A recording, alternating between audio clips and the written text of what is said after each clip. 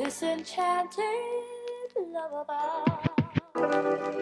There is no truth until you decide what truth is. And each person should find that truth out for his or herself. This enchanted lullaby. This enchanted lullaby. You know what? Global family, look in the mirror. I want you to take a good look. You are the champion, the hero of your story. No matter how much praise you may give some of us who may help you on this journey, it is you who has to walk it. We are only a catalyst to help you see.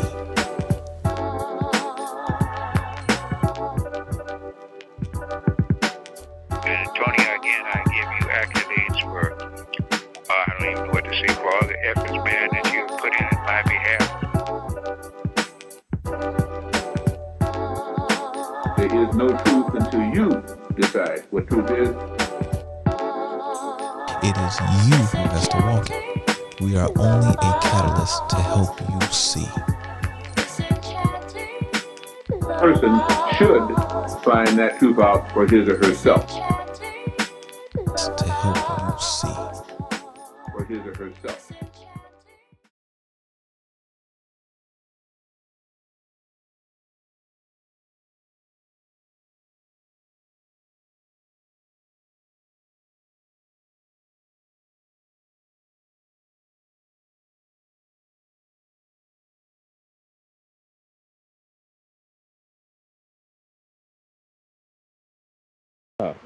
We should do maybe something like a whole week here so we really can. Of course. Really Yeah. just. Just relaxing. It's like we're just getting everybody together now. We're starting kind of recognizing our energies are kind of now connecting a little bit because we came from all different places. Yeah. And this is beautiful right now. It's just our new family right here. Most definitely. Your cosmic family. You found your cosmic family. Yeah. Here on this plane. You know what I'm saying? On this plane. Yeah. Yeah. Feels good, right? Food for the Oh my deer. goodness. It's, Yes. The deer I think it's, eat when I came up, those, just tears started coming to my eyes. that's Yeah. Do you know why? Yeah. I wasn't feeling anything, Yeah. but I was feeling something. Most definitely. Let it take place. Yeah. All of it. Yeah. Oh my goodness. Yes. Yes. Yeah, it's interesting. Greetings, everyone. This is Metaphysic Speaks in the spirit of Dr. Dilbert Blair, and this is your host, Tony. I hope that you're doing well within your space and time. I mentioned time. There's only 1,440 minutes in a day. No matter what your belief system is or who you may pray to, you're not going to get even 1 minute more added to your life. So use your time wisely. So before we get started here, I hope you have your favorite beverage of choice. My beverage tonight, or during this event, it's experience that we'll be having here, it's just some water. So I just have some water here, but I do hope you have your favorite beverage of choice, no matter what that may be, as we have our conversation and we cosmically connect, because tonight is a little bit different.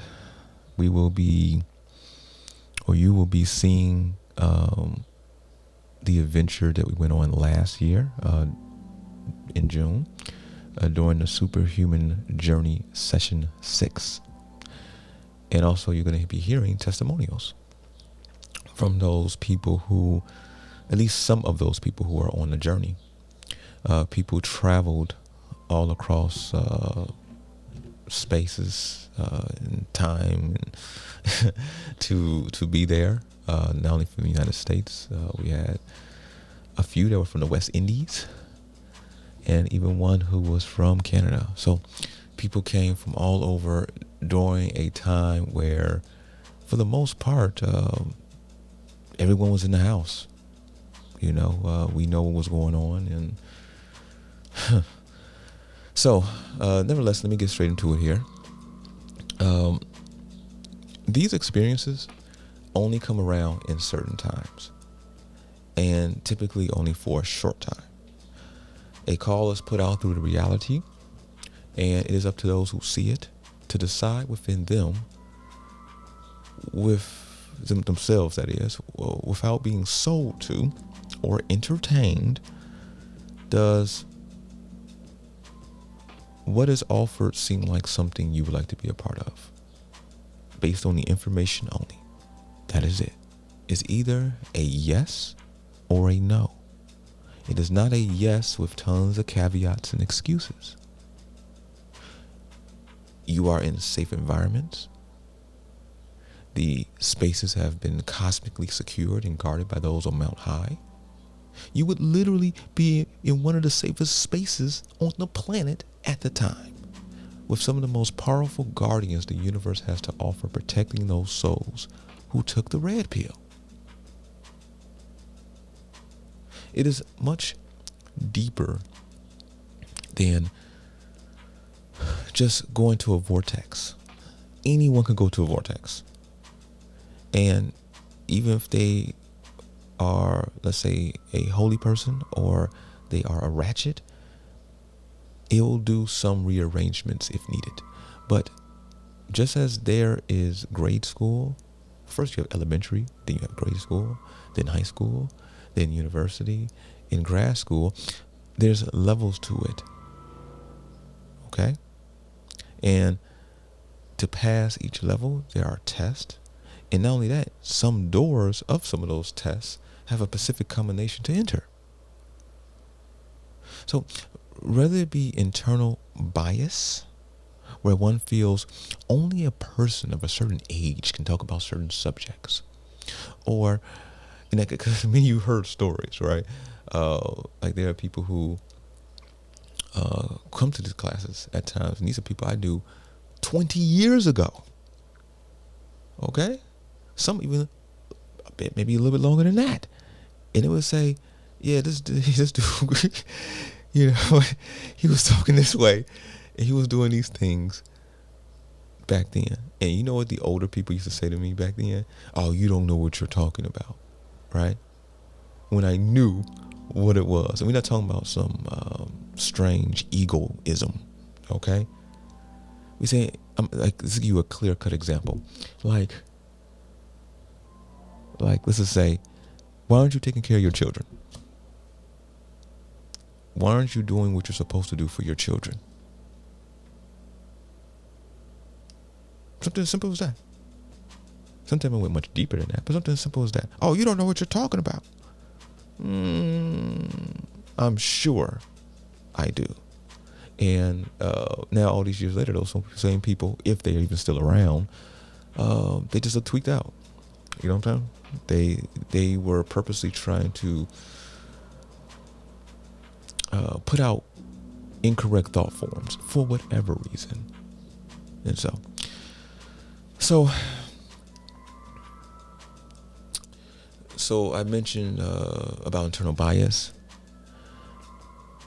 and how some people may say that certain people of a certain age can't talk about certain subjects, or whether it be many have the program that only those of a certain hue, racial type, can be of the high council.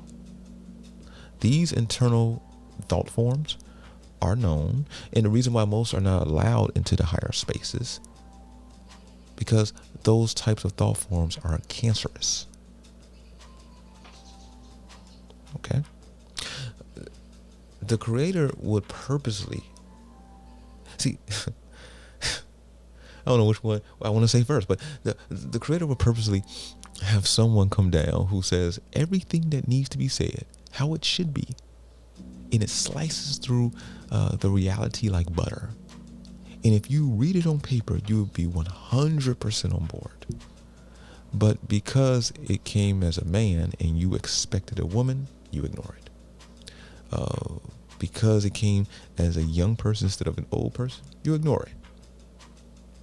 Because it came as a person of this racial group instead of the one you internally respect for whatever reason, you ignore it.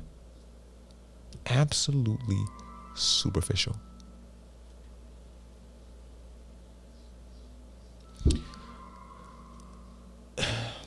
And these types are the best of what most spaces are offering, since they can at least notice that certain information is divinely inspired. Those who are below them energetically, vibrationally, have to be convinced, sold to, entertained, to be moved in one direction or another, whether even it is for their benefit. Still, they have to. All these things have to happen. You have to be dancing on camera. You have to be making jokes. You have to be in some type of squabble. Okay, so they're like, yeah, that person's real. For them to do anything, and when you don't do any of that, you say, here. 99% of them don't respect that and don't tend to be a part of those things at all, which is good though. It's a good thing, because they weren't, obviously you weren't meant to. Your cycles, you're gonna need to go through many more cycles before you are able just to see something you like and able to move just by seeing it. So on Instagram, for example, from people selling herbs to to all types of this other products or services, typically they usually surround some type of natural type of thing, but they could deal with even cruises or just all types of stuff. You will see these types jiggling, I'm not going to be too graphic here, but jiggling body parts on camera to entice via sexual energy, which is witchery. Okay? Because they're trying to entice you, and they know the power of sexuality right now. In certain, they just call that marketing. In this reality, in this time, via the low-level energies that surround us, they say, oh, this is very good marketing. Okay? Marketing, in many cases, in many things of marketing, is actually witchery. It's professional witchery, literally. But that's another story for another day. But so they're trying to entice via sexual energy, and it works. Whether it's a male doing it, typically you see a female doing it much more, because even if a male is semi-naked on camera, it tends to, it attracts, but the attraction could be a little bit different for different reasons, which I'm not going to get into. But of course, you typically see the female of the species, showing the body parts with selling products or services that have nothing to do with them actually why they should be doing that. Okay? But you see what people are willing to do to convince people of something, to grab their attention, right? Listen to that, to grab their attention. Right? They literally are going within your consciousness, literally, and taking hold and grabbing your attention. It's actually almost like a form of rape, literally. Okay? The Creator is not going to grab your attention. It's not going to go inside of your essence and try to take or steal your essence. It gives notice.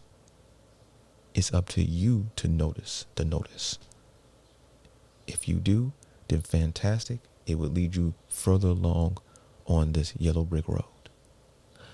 If not, then you just don't.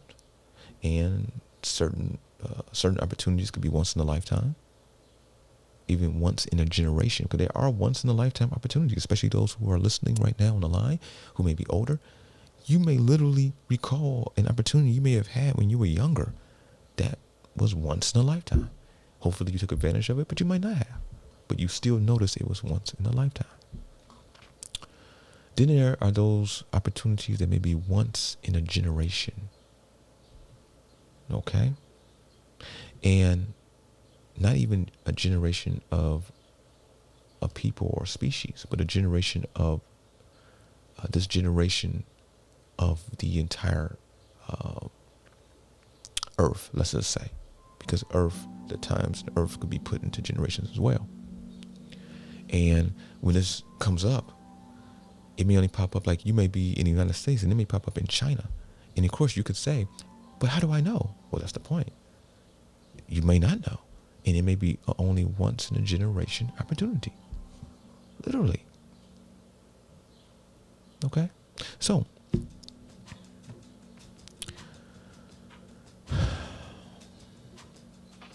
So during these classes, because they were created a very specific way, which we're going to get into some aspects of it momentarily here, but I want to get through some important parts just for the audience to see, so we can all be on the same page here as we move forward. Because, like, let me give you an example here. Depending upon, everyone awakens, which I'm going to end up doing a later podcast on this, because people need to know the deeper aspects of what I'm not only going to hint to here. But people are here on different levels, right? And sometimes opportunities present itself, and these are divine opportunities to speed one along much faster, so that, let's say, for example, if we charted the course of your soul and it says that, well, because of how aware you are and how you are cosmically configured, and because of how you may have some stubbornness or however is embedded within you, that for whatever reason you hold on to it and you don't allow it to dissipate, that it's going to take you 800 cycles before you reach nirvana. Okay? For this person over here, it may take them 10,000 cycles before they reach nirvana, for whatever reason. And that's actually okay. It's not anything wrong with that. That's you. If it takes you that long, that's you. Okay? But another person over here may take them 100 cycles. A person over here may take them 10 cycles. Okay? Now, what tends to happen when these types of energetic, generational type of changes are put forth, and this is just deeper, this is much deeper than just session 6, which you will see here momentarily. What the Creator would do is create circumstances to test you, to see, are you worthy? Okay? Let me give you an example. A person called, this is during like session 1 or 2 years ago, and called and asked me, he's like, I seen this on the website. I'm interested. Can anyone come?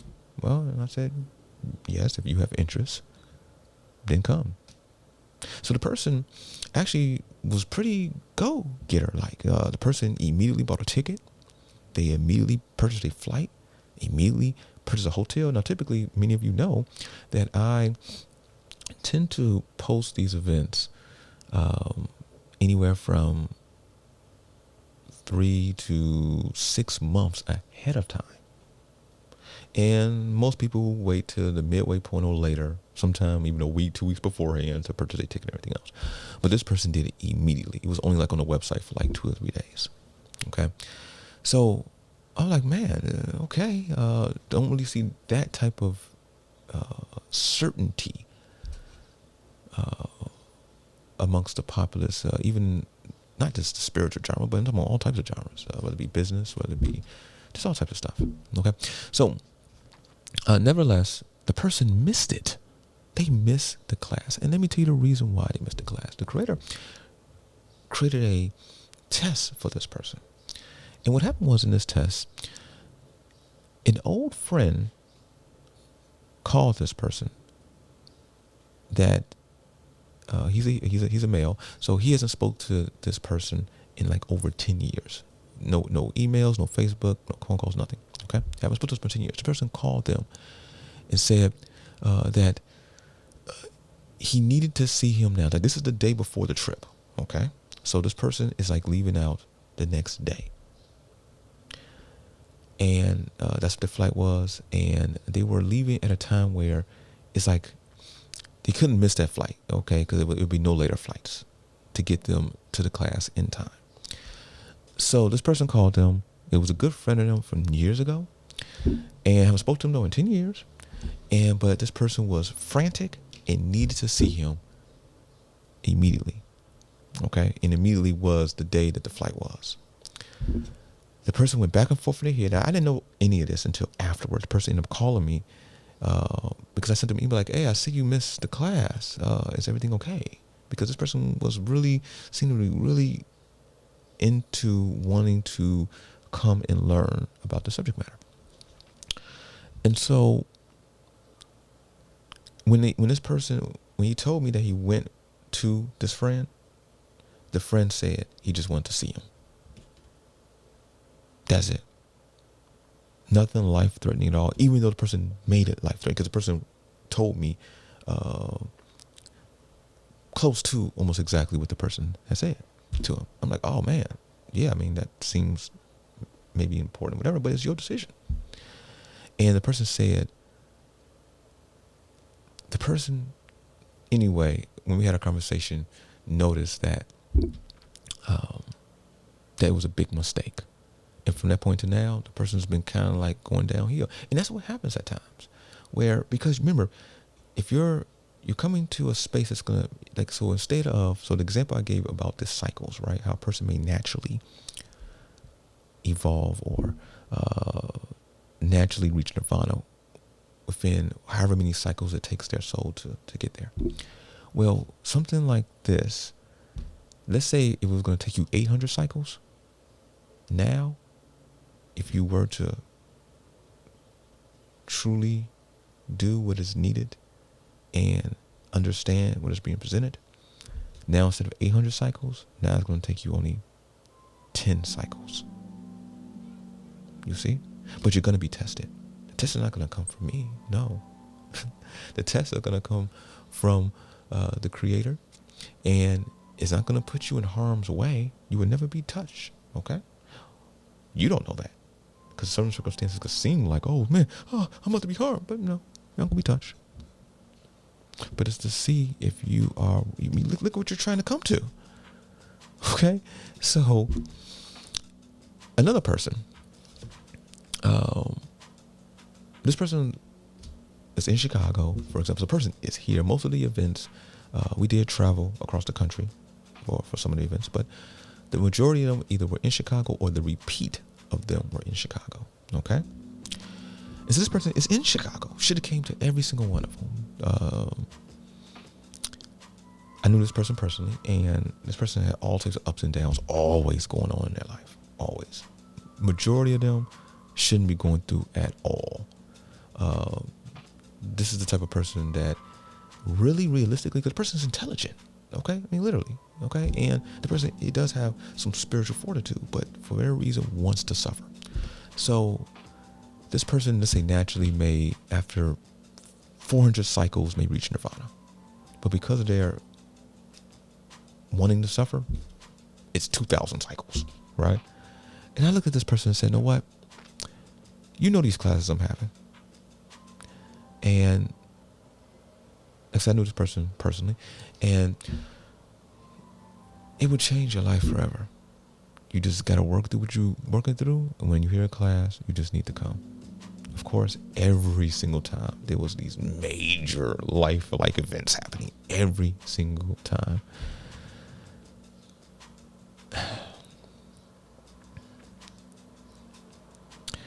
And I mentioned to this person that these circumstances you're going through,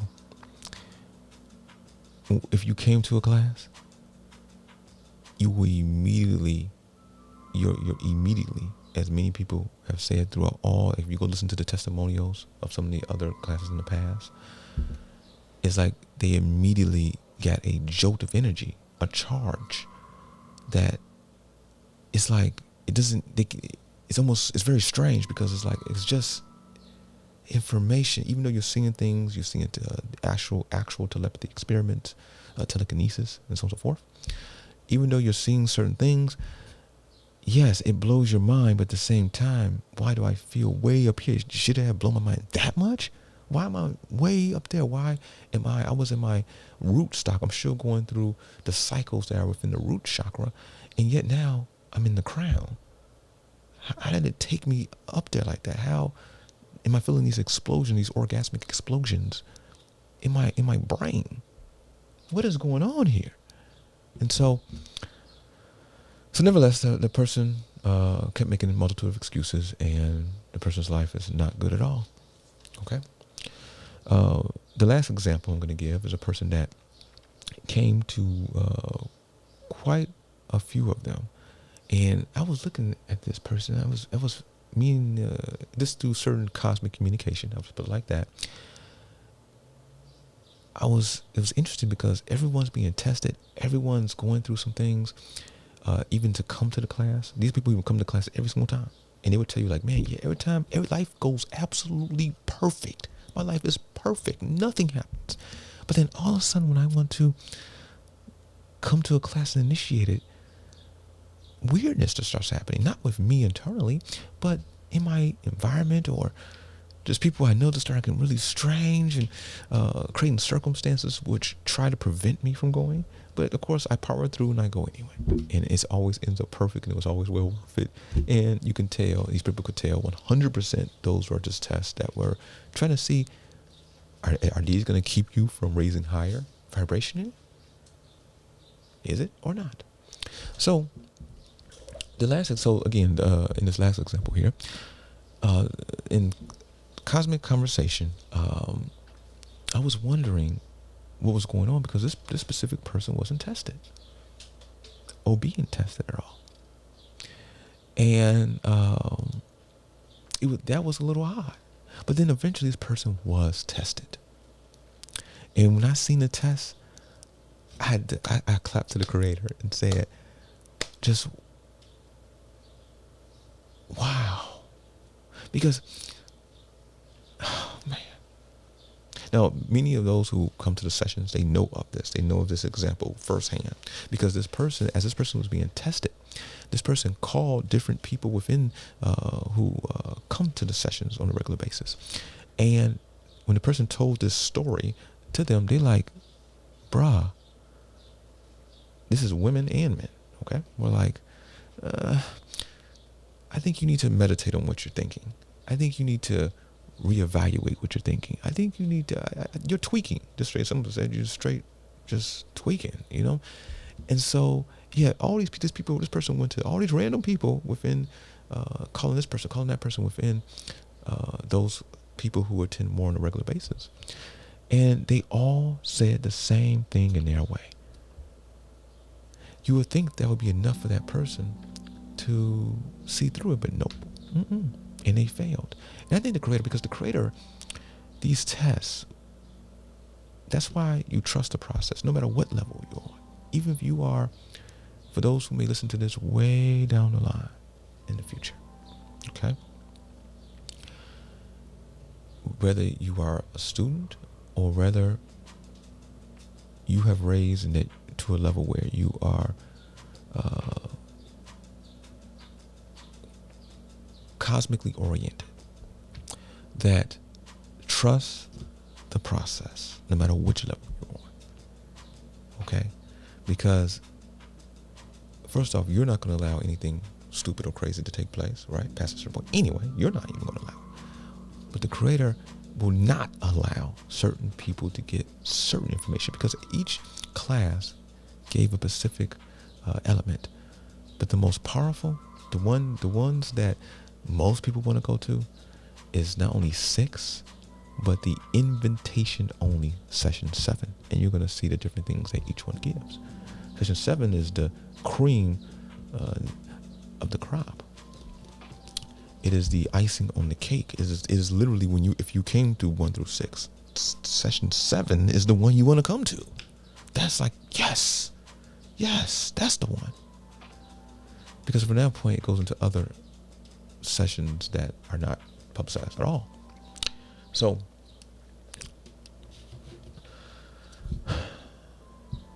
trust the process. I am personally so happy to all of you who will be listening to this, who actually travel from so far to come to these events. And coming for the right reasons. There was quite a few people who came for the wrong reasons, whether it be they came to gain a certain aspect of power, or whether they came because of trying to obtain material gain, or whether they came because of just pure manipulation or low-level sexual stuff or whatever it may be. They came for the entirely wrong reason. Only thing you should have came for is that you've seen some information that you were interested in, and that's it. Someone say, what about, should I have any expectations? No. Why you should have any expectations for? Even if it's, man, I hope this is good, gonna be good. Why? Not even that. No. The topics interest you, right? Yes. Let me give you a personal example. There have been, I don't do that at all. So I have no expectations nowhere I go. Don't need to. Why? What is for me is for me. Okay? So there's been many times where I've paid $500, $1,000, $2,000 for a course or a class, this is an in-person class, of course, that on that flyer, most of, I may have even known. Sometimes even all of it I know, but the speaker is who I was coming for. Because I know the speaker in the different subjects that I may have been going to, I know this speaker is out the box, or the speaker has a very specific skill set. And I just want to hear what this person has to say. Even though what the person has on the flyer, yes, I know everything there. In some of these cases, I knew everything that was on the flyer. But that person was divinely unique. And I just want to be there. Like, this is even going back to like the Grand Master, Dr. Dillard Blair. People used to ask me all the time, like, did you ask him this and ask him that and this and that? No. Most of the time when me and Dr. Blair were together, we were sitting on the couch, just talking about not what a person would think we would be talking about. I just put it like that. You know, sometimes we did talk about those types of subjects, whether it be, aliens or whatever it may be that people have this interest in. But 99% of the time, it wasn't that. But this is a natural thing. See, I didn't have to be told to do that. See, that's why I'm going to do a future podcast and get into, which I mentioned this on a previous podcast, a soul's journey. But I didn't really get really deep into it. Okay? How a soul just needs to be allowed to travel to gain what they need to gain and come to awareness, and how they come to awareness.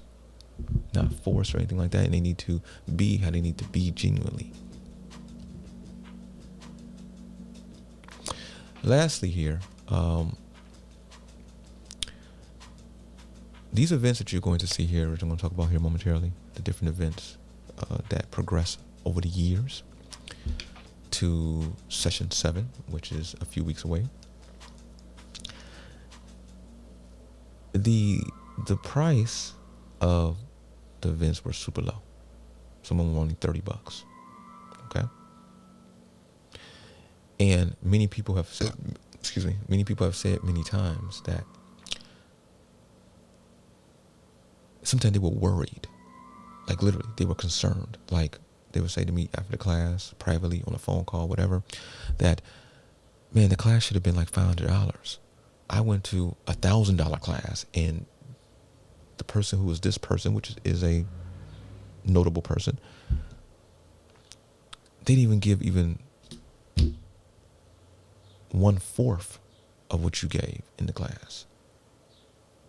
And you should charge more than what you're charging.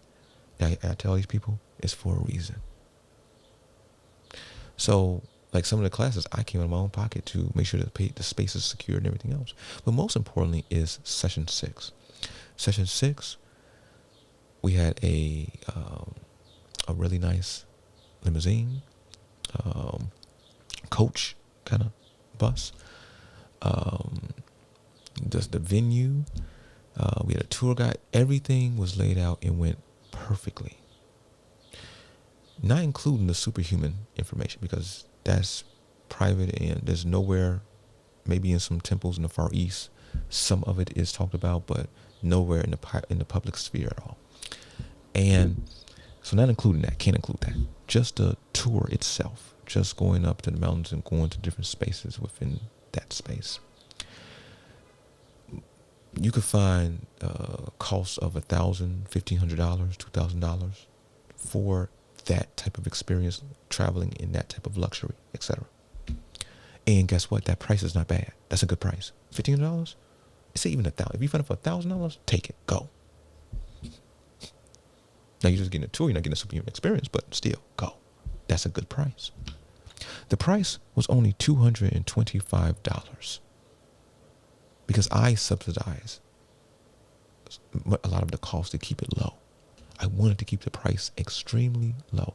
That it gave me back a little bit. I still came out a lot, but I wanted people to come. It had to be some cost because that's the way it works. Nothing's in this space is for free. And beware if anybody wants to take from you for free. Nothing's for free. Even if you are a farmer and you want to grow some food, even if you're going to have to sow some seed, you're going to have to get out there and put in that sweat, right? That sweat equity, as they call it, sweat equity. And then eventually you sow. But they want something for you for free. Even when it comes to a lot of people these days, because of the what's going on economically and with the food systems, are creating these in-house hydroponic systems and stuff like that. That's your sweat equity. Okay? You putting forth the sweat equity, you're learning, even mentally could be sweat equity, okay? Mentally, physically. You're putting forth this sweat equity and you're learning, you're putting together this gadget, you're doing what you're doing, and so you can grow some food, right? And then you reap what you sow.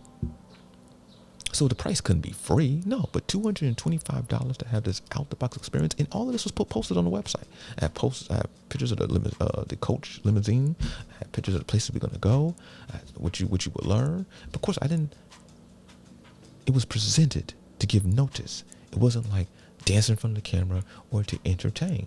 You have interest or you're not. Now, some people again came from Canada, came from the West Indies, and someone didn't go into all. Some went to the superhuman session because that's the most important, and some didn't come to on the actual tour, but they came. In my hand, you know who you are. A hand clap to you. Keep pushing forward within your space. Okay, so continuing on here, the price was low purposely because I didn't want people prohibited because of price. It was just that important. So I sacrificed and subsidized a lot of the costs. For what was offered, typically, let's say some type of supposed guru came that is well recognized, that, that wants to be looked at as the one, ego through the roof, that type of guru, right? Which, we all know they're everywhere, right? That person would charge, let's say, $3,000 for whatever guru various, and it's really not as high up information that they think it is, but whatever guru information you're gonna say, and to take you on a trip. And even at that price, it's a good price. Okay? For what they would do. If it was exactly the same, but their own guru inspired information, stuff like that, because you're gonna get something out of it that you may not have known. Okay? But just make sure they don't try to bring you into some type of cult. So with that, $2,500, $3,000, and it would be, and guess what? That would be a good price, and people would pay it. But this person would convince you and entertain you and, dance for you to try to get you there, It was only $225. And you're going to see here shortly, as we go tonight, video of just different things that we've seen in together. And so, So with that, now let's get into some of the actual events that took place to bring us to this point. So, what you see here on the screen here is, for example, session 1. Session 1 happened in 2017. At that point, I didn't call it a superhuman session at that point. Eventually I did, but the tickets for this course was only $30. And the chakra that it brought you through, all the lessons of, okay, the way the information was presented and everything else, which I'm not going to tell how, that's most definitely sacred, but it brought you through the root chakra. And it also gave you a spiritual piece of armor, and that was your helmet, okay? And that was only $30. And so the next one was again, it was later in 2017. So the first one was in August of 2017. The next one was Recession 2, was in November of 2017. And it now pushed you through the sacral chakra. And the piece of armor that it gave you spiritually was the breastplate. The cost of this was, let's say, $65. The next one, which was in 2018, it was in June of 2018. This one was the manifestation of Jedi. And again, some of the topics there, sometimes I reuse certain topics and something like that, but it was always different and went to all different things. It passed you through the throat chakra. Now you say, well, the different chakras, yes, but I changed, it was different reasons why certain chakras we passed through in that order. So this one sent you through the throat chakra and the lessons thereof. And it gave you the armor. Okay. The next one, which was session 4, it was in May of 2019. It took you through the heart chakra, and it gave you the leg armor. Of course, again, it was $65. It was a repeat of session 4.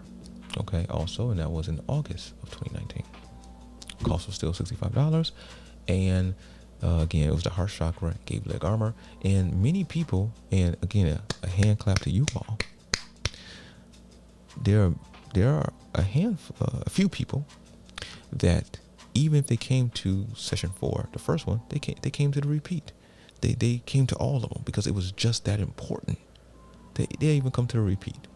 So, session 5, this one was in Baltimore, and it was in 2019, October of 2019, and it took you through the solar plexus. And what you gained was willpower. So that one wasn't armor directly in a spiritual sense, but it was a specific attribute. And that's if it's not that you just come and you just gain it. No, that's if you actually are practicing and actually doing what you are supposed to do, which I'm not going to get into here. But if you're doing that, you gain a certain piece of armor or ability in time. The next one was a repeat of session 5, which again was the solar plexus chakra and willpower. And that was in Chicago. Okay, now this is in April 11th of 2020. Okay, so of course the streets were completely empty. Literally, it was beautiful traveling. I went to some sacred spaces during this time. You can call them vortexes, whatever. And it was beautiful getting there because usually there's obstacles getting to certain places because of what it is. There's guards at the door and stuff like that. The guards were still there, but all just the nonsensical behavior of people was not there at all. So it was beautiful, absolutely beautiful. Sorry, y'all. It took me. I just got taken back into some of those spaces during this particular time. So that was April 11th, 2020, and this was repeat. It was $65, and then of course, session 6, which we passed through the third eye chakra, and this gave the sword and shield. And this is, of course, the superhuman experience in California. We went to Mount Shasta. All right. Again, the experience itself was $100, and Mount Shasta tour and everything included with that really was only $125. Together, $225. Okay.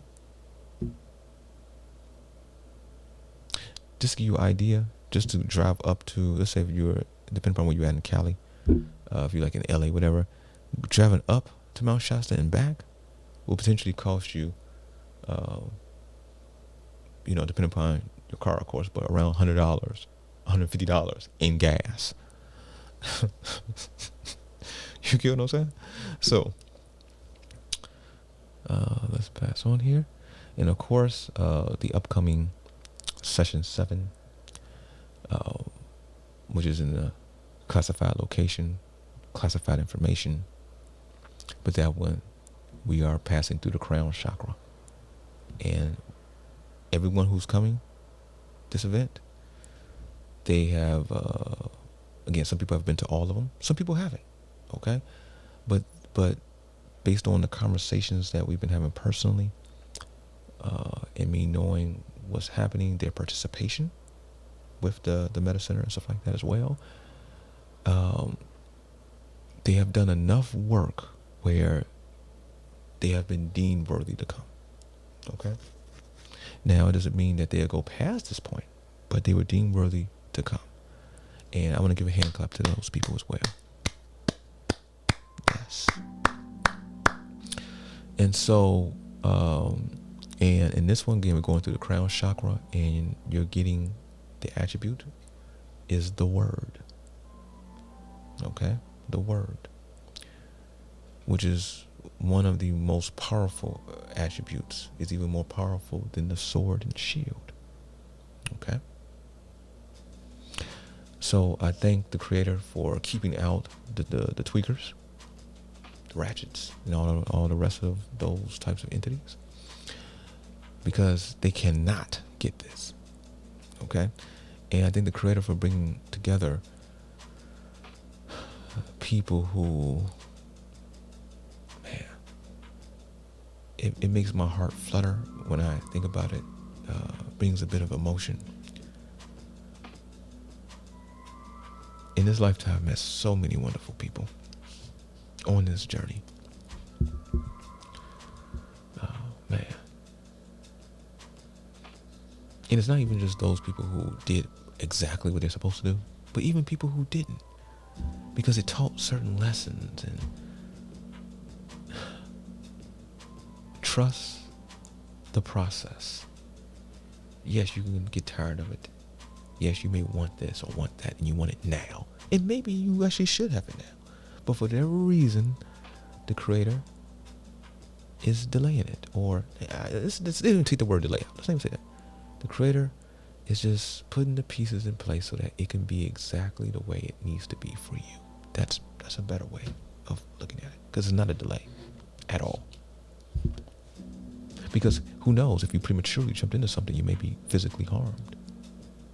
When one is truly in grace, they may go through ups and downs now. They may. But they're never harmed. And thanks to the Creator for that. So, and of course, you're going to see here a picture of the transportation that we were all, the vessel that we were all in, and you're going to see a view of the inside. I should have took more pictures. I thought I actually did, but I couldn't locate them at the time, so it is what it is when I was making this. But you see a glimpse of the inside. And so it was very spacious, very relaxing. And for those wondering, even if it's just to take you all to the different vortexes, that superhuman sessions, that's a different story. Everything's in this space and time. There's more time with that. Everything has its proper time And because certain alignments happened when we did these sessions as well, we were within certain astrological alignments, and it was purposely made that way.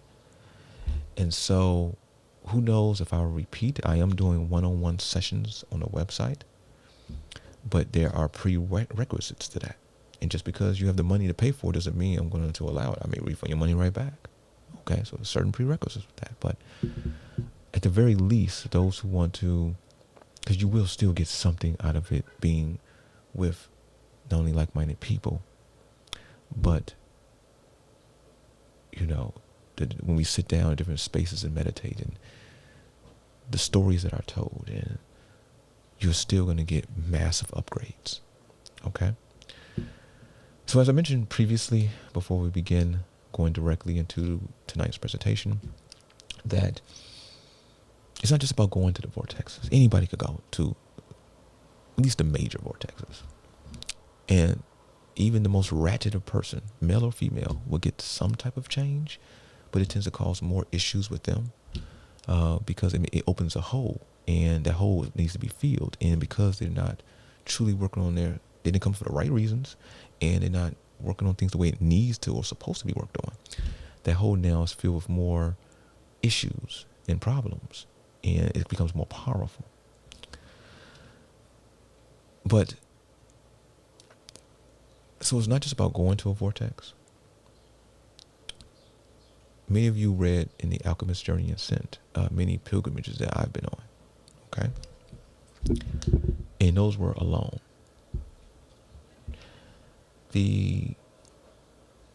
But I tell you something here. Being a part of, during this cycle, this group, being a part of it, because it's not just people are just there for me, I'm just floating in the sky, and no, I'm there and I'm enjoying the uniqueness of everyone involved. And many times my eyes became watery.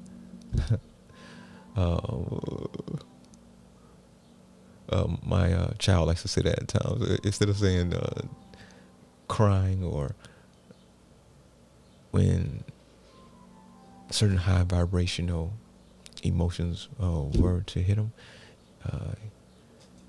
he would say, my eyes are filling with water, or like that.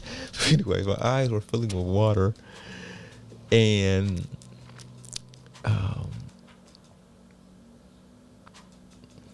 just because it's just seeing people who, because it was a lot to get there. You know, it was a whole lot going on. The world is going crazy. The world is shutting down. Those who are on the dark side, let's just say, the Sith, have made a move. And, you know, this moves they always have made. There's nothing new in that regard, but they really put it forefront so everyone could see it, unless you are literally have your head in the sand. And people are frightened, but people still made it anyway. We're going to Sacramento. It was actually tanks on the street. It was literally the military were walking around with their AR-15s, whatever guns they have. They were walking around, like, literally. You look outside the hotel and you see them marching up and down the streets. Literally, tanks, troop carriers, all over the place in Sacramento. And yet, we were unmolested, traveling. Everybody was waving to us like they're here, literally. I just wish that, it is what it is. People who came, but there were some souls that should have seen it. It would have changed their life for eternity. And those who came for the wrong reasons, why did you come for those reasons? You could have literally been a part, because not just going to a place. Like I've been to many pilgrimages, spaces that if I described them, it would blow your mind. But in many times, it's who you're with, what you're sharing together. Oh man, that's, man. And there's many aspects of the trip that I have not spoken on, and many aspects of it that you're not going to even hear testimonials that went on. Those of you know, like when we was on the mountain, what we heard, okay, and everything else. So, anyhow, if there is ever for the people who are listening to this, if you're enjoying it even thus far, before we even get into the meat of it all, and if there's ever a time where an actual superhuman session is offered, I don't care where you're at in the world, make it, okay? Even if it's just like most of the sessions were just information only, we didn't go like to a vortex or anything. Now we're going to vortexes all the time, each and every time, because of for specific reasons, and it's done a very specific way. Like we're going to a vortex in a few weeks here for session 7, which I'm not going to name where and anything like that, but it's for a specific reason, because it has to happen in a specific order to do very specific things to you. So even if it's just coming to Chicago, come. All right. I'm not sure if it ever will. I am doing one-on-one, but that's, that's just that. So without further ado, I thank you for listening to my portion of this, and we're about to get into the meat of it now. So thank you for listening, and here we go.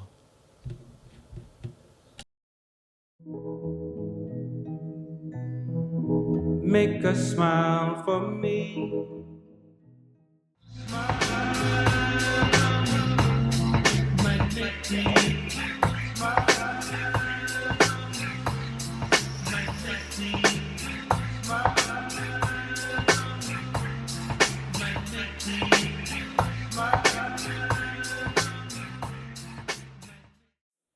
Oh man, so it was just, I went in, like, first of all, I won't miss, a superhuman experience if I'm able to be there. Like, it's just something that once you say that, hey, that we're putting out experience, like I just make it a point to be there, because it's like you said, you're like upgrading.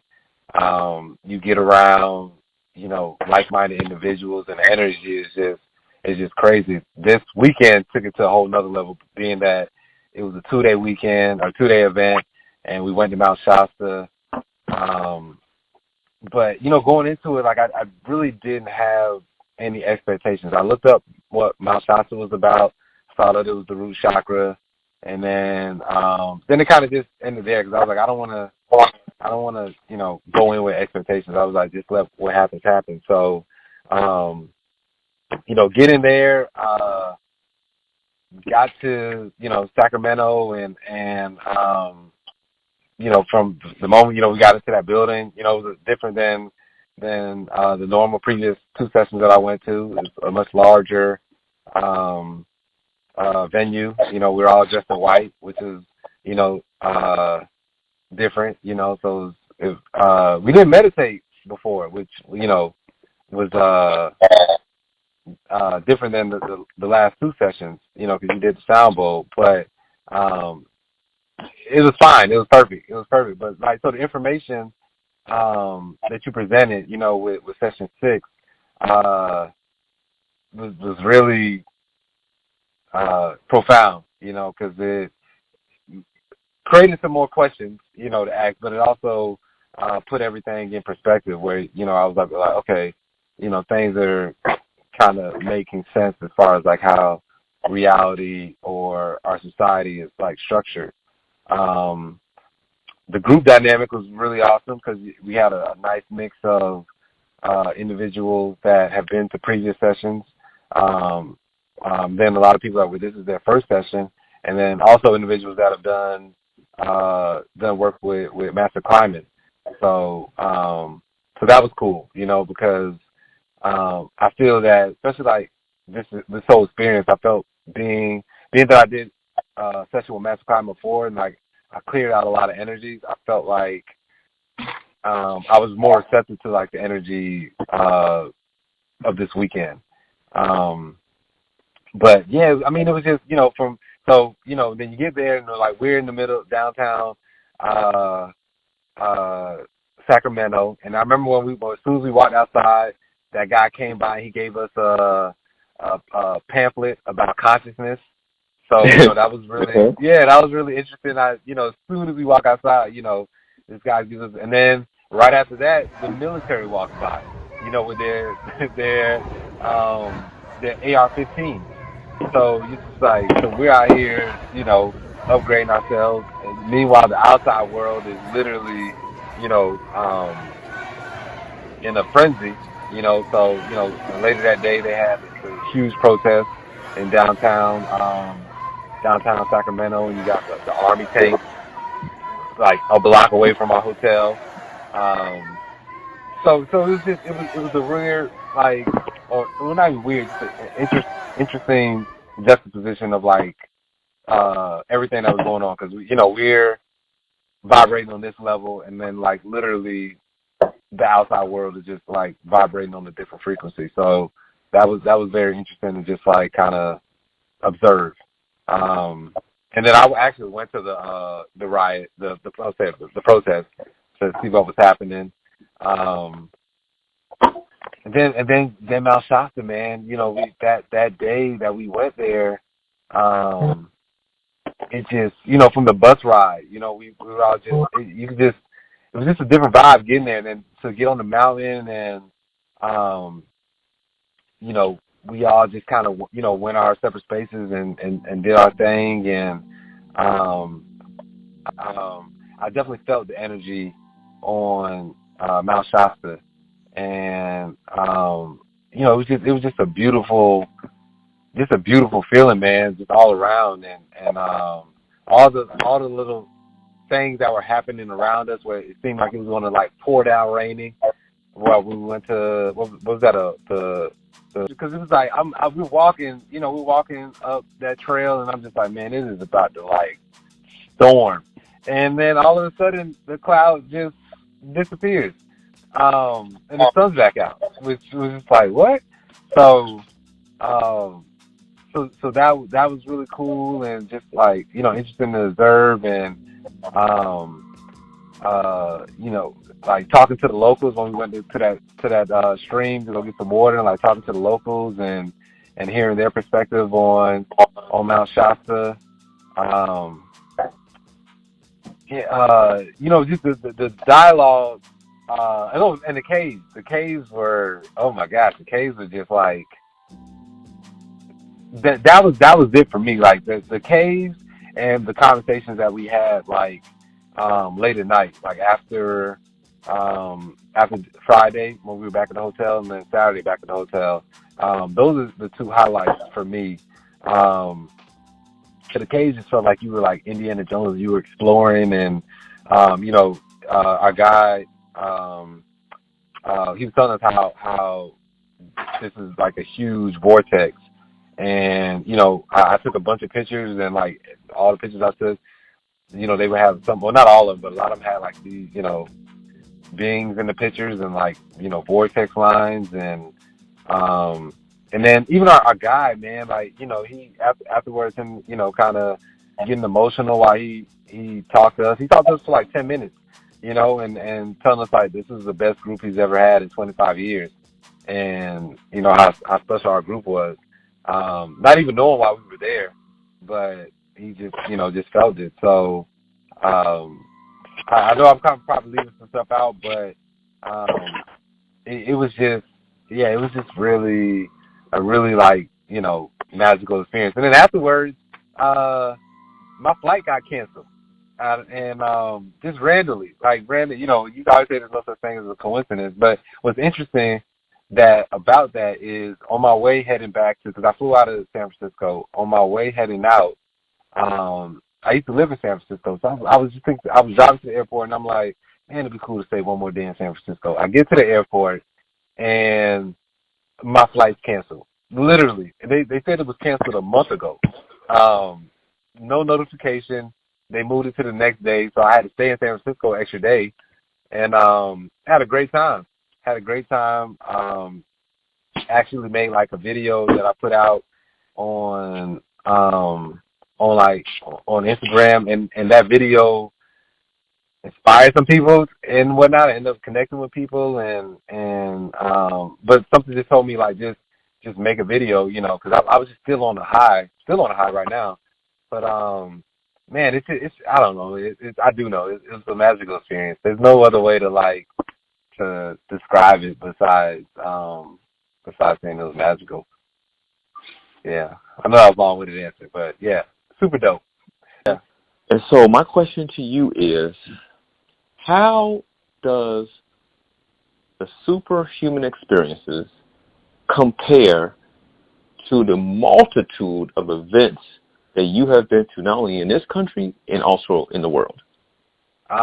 They don't compare to it, man. They really don't. And like you said, I've done like a 10-day solid meditation retreat. I've done different seminars. I've been on even just like trips where like I went to a really cool one, and I think it was like 2013. But it was on a really cool beach in the Bay Area or somewhere in California. And it was just a very great experience. It wasn't spiritual or nothing, but it was just really good hearted people. We ended the weekend by making a campfire on the water on the beach, and just a super cool vibe. But this was just on another level, man, and I really don't feel like anybody. The only people that would really get it are the people that were there, you know, because it's really hard to put it in words. The feeling, you know, it's like sometimes we want to put feelings into words, but like some feelings you really just can't describe. And that's what this felt like, because it was just like everything that, like, all the superhuman sessions were good, but this was just like, this was it. This was it. And I'm getting goosebumps thinking about it now. It was it. It was that us coming together, getting the information. Like, if it would have ended just on Friday, it would have still been good. But the totality of it, of going to Mount Shasta, the energy of Mount Shasta, the community, like, you know, us really like connecting, and just the vibes, and like it was just like a perfect alignment of everything. Our tour guide was just like, I don't know what he was on. I mean, he just felt like he was on like a cosmic being that was just supposed to be there for us. And you like you said, we all left, you know, upgraded, and it's still on this high, you know. With just I don't know if I'll come down from it, because like I look at myself and I'm just like, I feel different. I just look at the world differently, you know, and you know, some of the stuff that we talked about back at the hotel, you know, and you know, going home and really, you know, meditating on that and thinking about that, you're like, whoa, like this was something. Like, this wasn't just a trip for us to just, you know, come and get some information. Like, this was something else.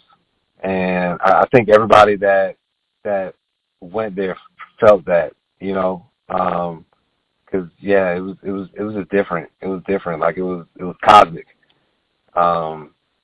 So yeah, they don't compare, because this is on a whole different level. Okay, sure. I like to tell it in a short story, so I'll start. You know, it's hard work living in the compressed areas like a major city. So after my hike in Mount Chastna, of higher altitudes from ground zero, you know, my higher self greeted me. Those moments, it was only us and the source of creation. And I, my higher self, and the creator are one. I had no other thoughts that would normally occur when I'm on ground zero, for instance. The worries, the thought pattern of concerns about financial woes, employment, or independent work matters, or even emotional and mental challenges, which I soothe with a box of donuts or pizza and French fries sometimes. But, having off-the-wall thinking with these made-up stories about myself or relationship patterns that run like a race in my mind. So before my hike in Mount Shasta, I did start observing my thoughts, and I would say to these thoughts, where did you come from? So many days I would ask this, and I finally experienced the direct connection to source, and it was revealed that those thoughts are not my own. It's the compression area in which I live.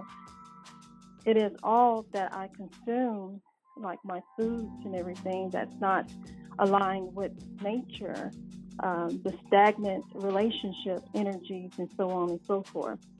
So at this higher altitude, these thoughts cannot travel there. They are forbidden to enter the womb, the heavens. Unfortunately, though, coming back down to ground level zero, it seemed as though those thoughts knew where to find me and started attaching themselves to my energy field. Interestingly, I observed that not all those thoughts attached back. But I feel so physically, emotionally, mentally, and spiritually, and actually stronger in strength. And I'm actually very much focused now. It's much work to keep my energy field balanced when living in these compressed areas. So I realize because the collective thoughts and energies that I'm surrounded by are robbing me of my hard work that I'm doing for myself. So I realize on this journey that it must be a constant practice to stay consistent in my meditation, in balanced dietary lifestyle, giving honorings and payments to Mother Nature, exercising my body, and elevating my mind, and so on and so forth. So I'll leave it right there for now, and I'm looking forward to the next journey. Holding.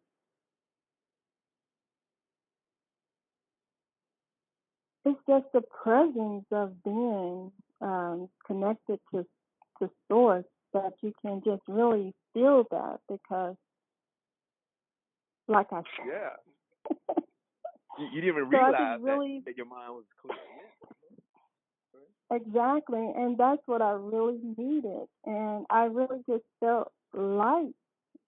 It's just an indescribable feeling that I still carry with me, and I'm glad that I had the chance to experience, because now I feel like I know how to journey to the center to become balanced. Overall, man, it was breathtaking, to say the least. Like, me being, where I'm from and going into the mountains, it was refreshing.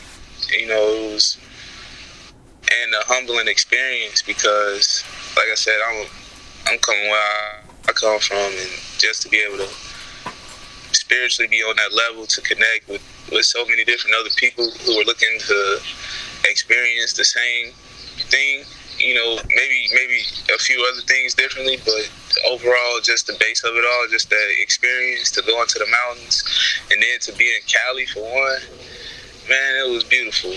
Like, I felt like I was really in heaven, because it was so many people that I was able to engage with, and it wasn't like a drop off on the frequency. It was just continuously rising and rising, and it was cool. It was real cool. Like, man, I felt like I got a big piece of me back in my life. Like, I feel like my true self after this whole Superhuman 6 session experience.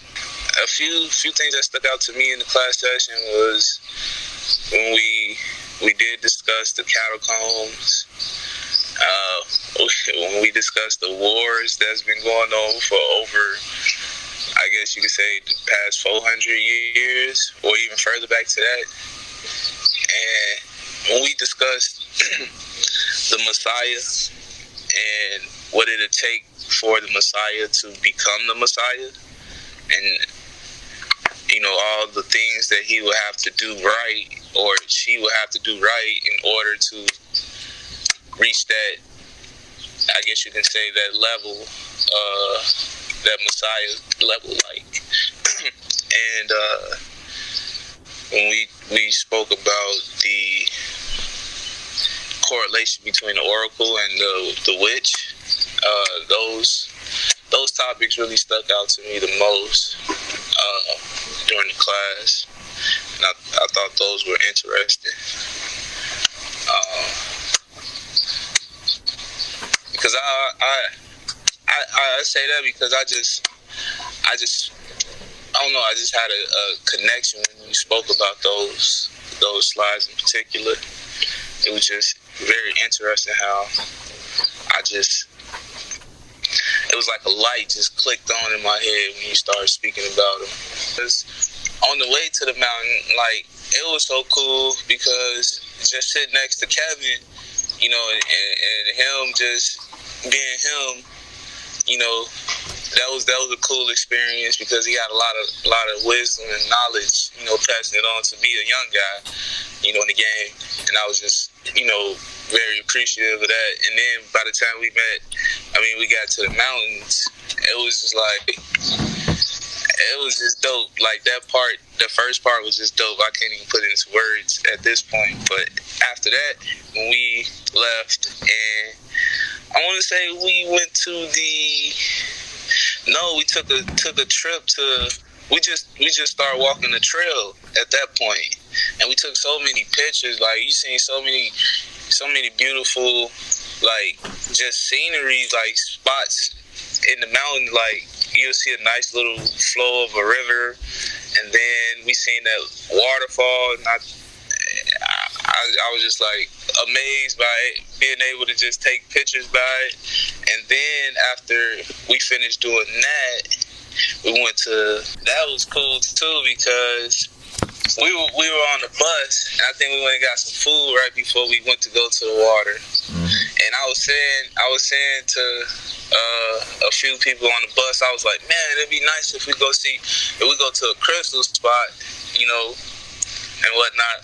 And come to find out where we were going, there were people there, like, selling crystals. They already had crystals for us by the time we even got to the water. And it was just like, man, it was just destined to be, I ended up getting this stone right here.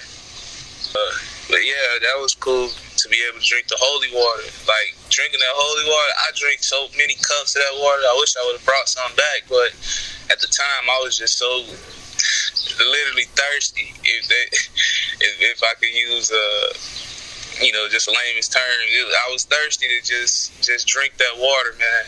And when I drank that water, it was like a refresher, like new life. Like, I felt like the old me. I felt like the new me was coming. I felt like everything that it was supposed to be at that particular time. Like, it was just right. And just seeing everybody enjoying themselves and just happy to be, like, in the heavens was like a beautiful experience. And then after that, okay, up in the mountains, I enjoyed all of it. The scenery, the energy, of course the picture. I like the group picture. I like the waterfalls. We walked all throughout the mountains, the upper part, the lower part, all of the beautiful waterfalls we seen. Some of it was a little bit scary because it was hike. Because our group was kind of big, and then there was other people that was also touring, so they were coming from different directions. And mind you, you're in the mountains, so some of the edges was kind of narrow, right? So you had to like, you know, some of the people were really nice. They were nice, and they waited till our group could buy it to the side and everything. And it was up there in the mountains, so it was, you know, I used to have a fear of height, so I got a little nervous on some of those walks throughout the mountain, the upper and the lower part of the mountain. But the most part that I saw was just looking at the top of that beautiful snow-capped like mountain. It was just really amazing, and just the energy there. We were looking for different stones. I didn't really find a stone. I don't know if anybody else did, but I noticed that some people in the group, they had their crystals. They had their crystal laid out in the sun so that, you know, the energy of Mount Shasta could, like, you know, just revitalize their crystals that they had. Some people, I even took my feet shoes off too to earth a little bit, and I think that did something for me as well. I had so much energy when I came back, Tony. I didn't even tell you this. Okay, so when I came back from my flight that day, it was like in the evening by the time I got home. So I was like, I had to drop off something at the mailbox. So I was like, I'm just gonna take a walk because I was like lit, like with so much energy. So I walked around the corner. It was crazy because it was a girl. It was somebody standing outside of the house, and they called to me. They was like, Shasta, like Mount Shasta. I was like, excuse me. I was like, you talking to me? You say you so and so sister or something so and so relative up the street, Shasta, right? I was like, no, I thought you was like telling me I came from Mount Shasta. It was just like that kind of like thing going on. I said, Shasta. I was like, did you know I just came from Mount Shasta? She said, no, I thought you was Shasta, like so and so relative up the street. I'm sorry. I don't know if they have anything to do with it or anything. It was just like I had so much energy I couldn't even sleep. Just on the superhuman, session 6. So I'll have to try to gather myself and say, you know, what was the experience like? And the best answer that I can provide is I'm still experiencing. I came with unsurety of what to expect, but coming back home, what was amazing is one of the first things that I had done was look back at the flyer. That was the little flyer that was given out for people who had purchased things, and you always had those little goodies inside. So I was looking at that, and I remember how mystical the flyer was. And then I looked back at it, and it felt thin, but not thin in regard to paper, but in regard to what I was experiencing. Because everything that we experienced, you could not actually put it on the card. 100%. So it was 100%. and it was just beyond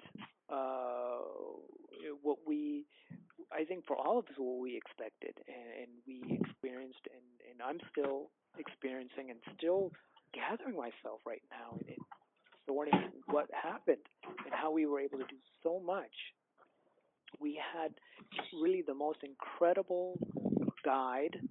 We had a bus driver that once he started driving the bus, he became invisible. You didn't even know he was there. It was like amazing. It was like, he's like, well, you know, just for literal senses, I'll just take this human form, and then we'll be on our way. And so it was incredible. And it was, and then just the topics that we had. But one of the interesting things is that usually, I was sharing this before, is that people would have their groupings, and they usually would go through the whole event or whatever it may be together. But within this particular experience, we did a few minutes with one person, another few minutes with a different person, and it just kept going on. So we naturally moved along our whole group and shared lots and lots of beautiful information with one another. And for myself, for me, if I had to say what was the most pinnacle thing for myself, this for me was a rites of passage for me.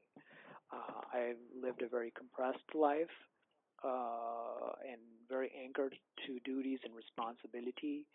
And those things which had prepared me for today or last week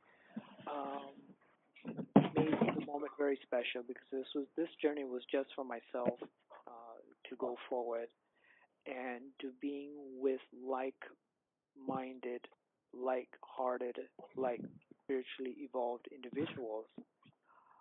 I felt balanced instead of being either over or under situations. Here, whatever and however we spoke, there was a certain language. It was truly understood with one another. Though we all had different backgrounds and different experiences, we understood one another as if we've always been. And another wonderful thing that I looked at is that sometimes when you have a lot of different peoples, you would have conflicts. I don't know if there was even a smidget of an irk anywhere. I think we did very well with so unique people coming in and coming in to Sacramento. And going into Sacramento, I think this is what made it very, very interesting as well, is the polarity of consciousness. In Sacramento, fear, aggression, grief, sadness, surety.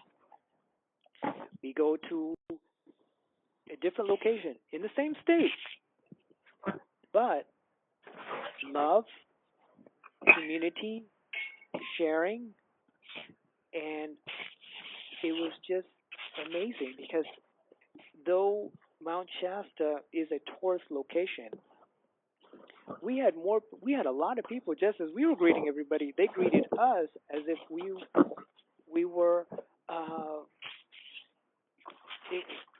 as if they knew we were always going to be arriving eventually. And the welcoming of it, and this is not hello tourists, it's like hello, we love you, I love you.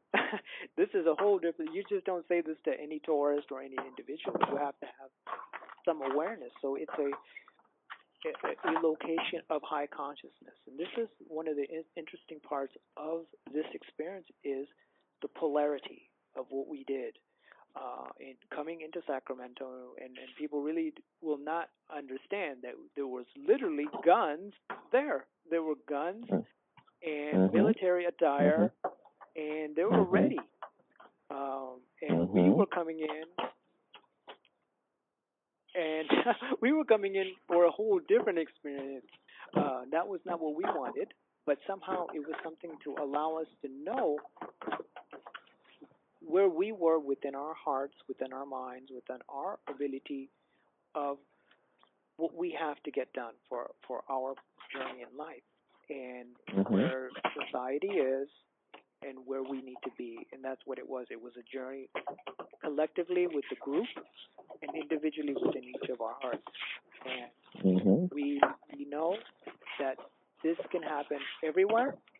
It's just we have to make sure that we stay focused and in tune to the cosmic harmony. And I think, as I'm thinking and trying to sort my thoughts, is this is just a beginning for many of us to being at the same state of collectiveness, where we know that we can be supportive of one another, caring of one another, and truly being of one another instead of being separate entities. And one of the interesting thoughts that had came into my mind as we had that last conversation.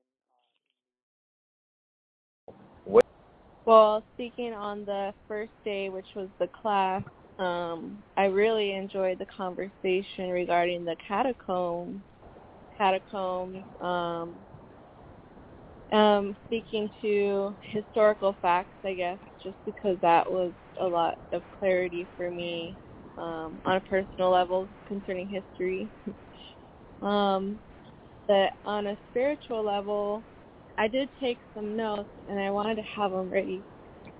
Just be aware of the energy that we surround ourselves with, because we don't know if they're going to be working for us or against our purpose in this lifetime. And I'm trying to locate it. Well, let's see here. One of them was energy exchange, talking about energy exchange and how we should strive for less internal and external division, but recognize oneness in all. I really like that because it's a good reminder of the fact that there is energy in everything and we are all connected. But what I was speaking on just a minute ago was about regarding perception, and it was be careful of what you perceive of yourself or others. If your perception is off even a few degrees, this can be a difference between success or failure, or someone is using it against us.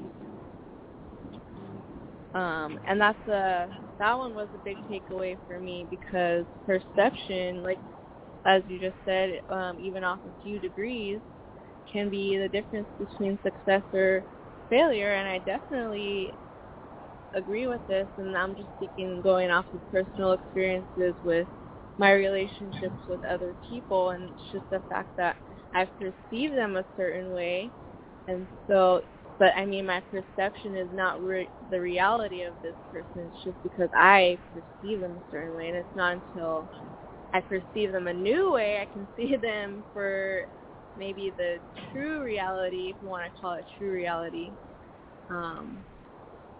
for who they really are. But I'm just speaking of an ex relationship per se. Mm-hmm. But yeah, so that was great. A great quote that I took away from. Two great quotes actually that I really liked from the class, and then I had already mentioned the historical aspect of it, but the day 2 was just mind-blowing and amazing. I had never been up there, regardless of the fact that I live in California. I had never been to Mount Shasta and seen something so beautiful, so close. And just to feel the energy from that moment all the way to the waterfalls, seeing the waterfalls and feeling the energy in that area, and then the caves, I just felt there were just different levels of connecting with nature. And I wish it could have stayed longer, honestly. But no, it was just a great experience, and I just recommend it to everybody, because I want to go back.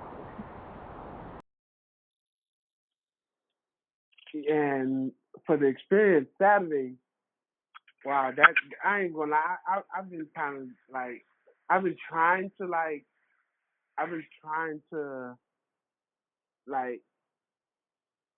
gain, to fathom what actually happened. But I mean, you just told me, but I'm trying to see at what magnitude these changes are occurring, or is it gonna be a little by little change?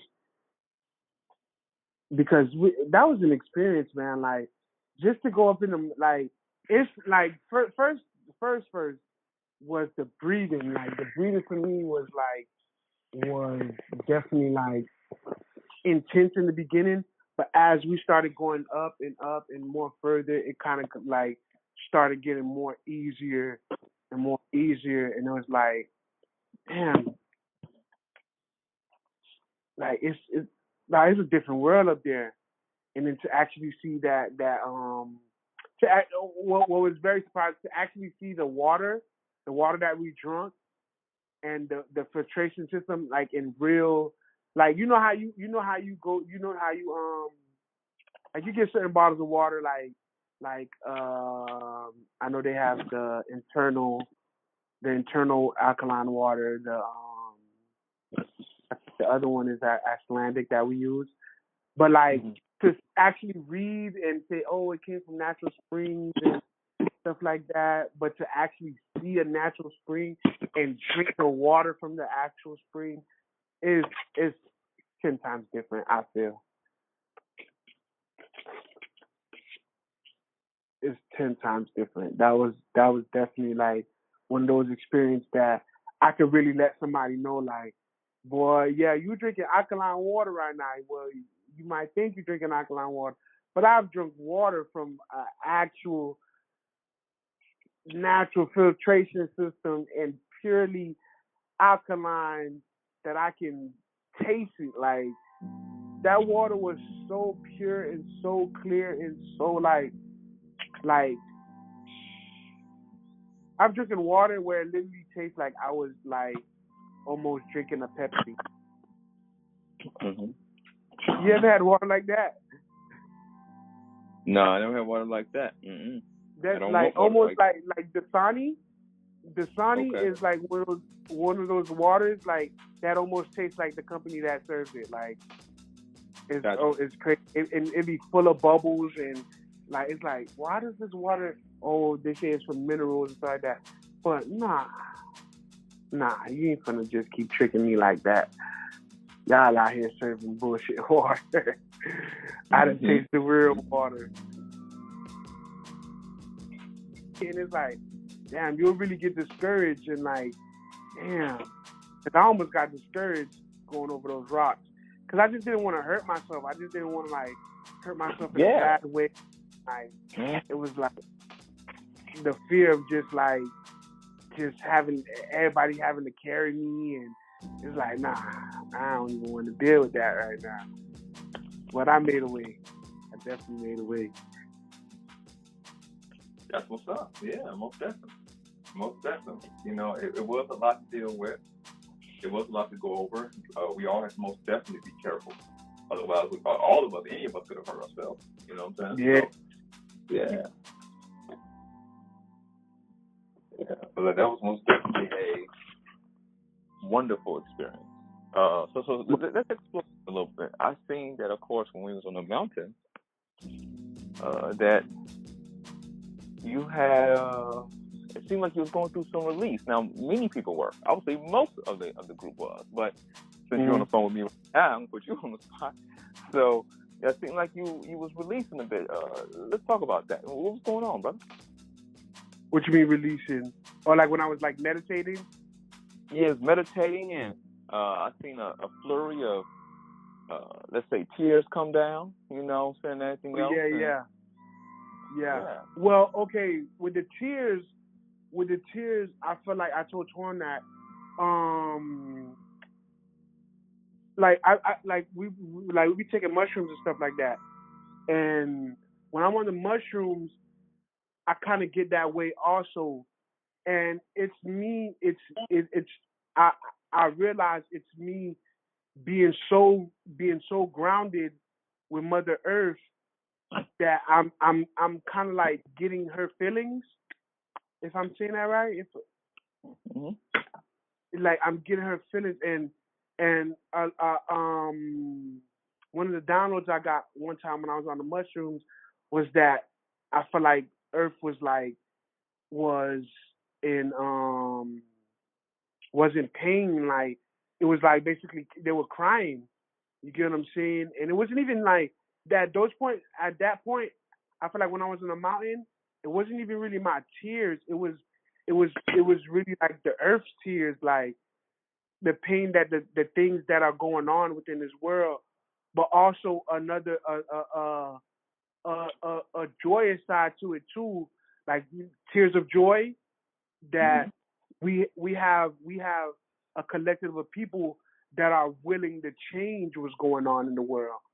You get what I'm saying? So I kind of like feeling was like both, because like usually when I'm on the mushroom, that tends to happen like where I tear up to the point where it almost looks like I'm crying, but sometimes it doesn't even feel like it's me that's actually crying. Let me ask you a question. So let's go back to the class itself. Okay. What stood out to you the most? Because of course you came right when session 6 pretty much started. So in section 6, we talk about variances, the catacombs, talk about the witch and the oracle, and a few other those things all mixed in there. So for you, what stood out to you the most in session 6, the classroom session, that is?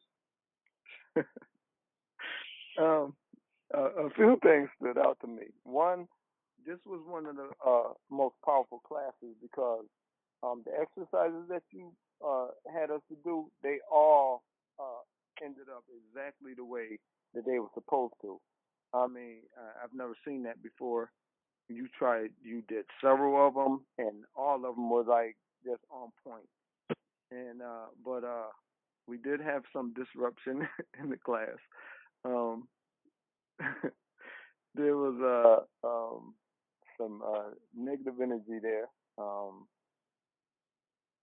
That's one of the main things that stood out. It was like the interruption of the class, should I say? Sometimes you get people that come to these sessions that aren't there for the session. They're there for to disrupt. They're there to prove themselves, prove something else to themselves. But yeah, that's a few of the things that stood out to me. The thing is that I feel like the guys, everybody just took care of me. Everybody just embraced me. Z would not leave my side when we were walking towards the upper falls. He would not leave my side. Chris walked with me. When we were going to the caves, the young man from Florida, I don't remember his name. When I saw I had to go down, Cliff. So when I saw I had to go down that hill, I said, "Oh, there's no way. I'm not doing that." So he said, "Well, if she's not going, I'm not going. I'm not going to leave her here by herself." So then I said, "Well, I can't let that happen." So I did it. But just the fact that he was willing to stay with me. Conscious One, he was there watching out for me.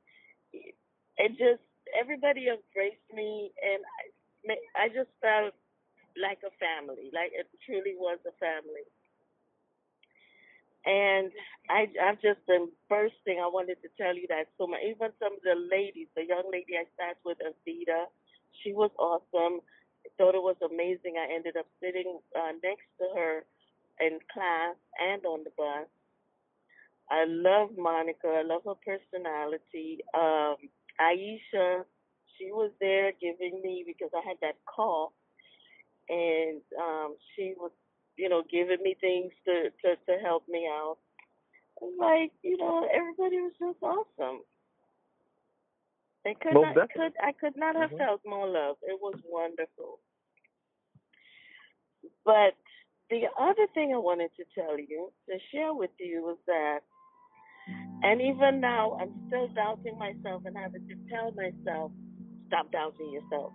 Because I got on the airplane to come back, and from Sacramento to Charlotte. And I sat next to a young lady, and I just got the energy I got from her was crazy. So, first I said I might be coughing a little bit. She said, "I don't worry about it. It's allergy season and whatnot." Just made me feel real comfortable about it, and I just kept getting this energy from her. And she was talking about traveling and just traveling, and I said, "So you're not a nurse?" She said, "I'm a nurse practitioner." I said, "Get out of here." I just felt that from her. It's crazy. I had no way of knowing, but it was just the energy. And then on the next flight from Charlotte to Savannah, the gentleman that sat next to me, I just felt I didn't ask him because I felt I already knew he's a teacher. Isn't that crazy? You probably say no. Not at all. You know what I'm saying? Well, what's crazy more so than anything else is that, as you said in the beginning before you said the story here, is that you should trust yourself. Yes, trust yourself. You know what I'm saying? I mean, you're coming to superhuman classes. It's not even the first one you came to. You know what I'm saying? So at this point, yes, you were with your cosmic family. That's the reason why everyone was taking care of everyone else, and it's like at least one person was looking out for someone else. Okay, at least one, and that was the entire group. It was a wonderful experience, and so at this point, if you're doubting yourself, the universe has shown, or God or the Creator has shown you what are possibilities, and also what's also the possibilities in the strength within you. So at this point, if you doubt yourself, that's all you. You know, it has nothing to do with nothing else. That's all me. Because you just don't want all you. You just don't want to fulfill your full potential for whatever reason, and that's the fact. You get what I'm saying? How could that be?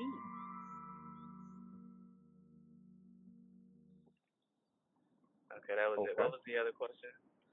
Okay, so the other question is, and this will be the last question, is what stood out to you the most on the tour itself?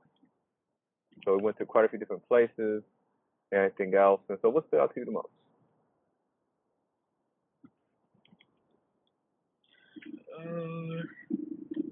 The most?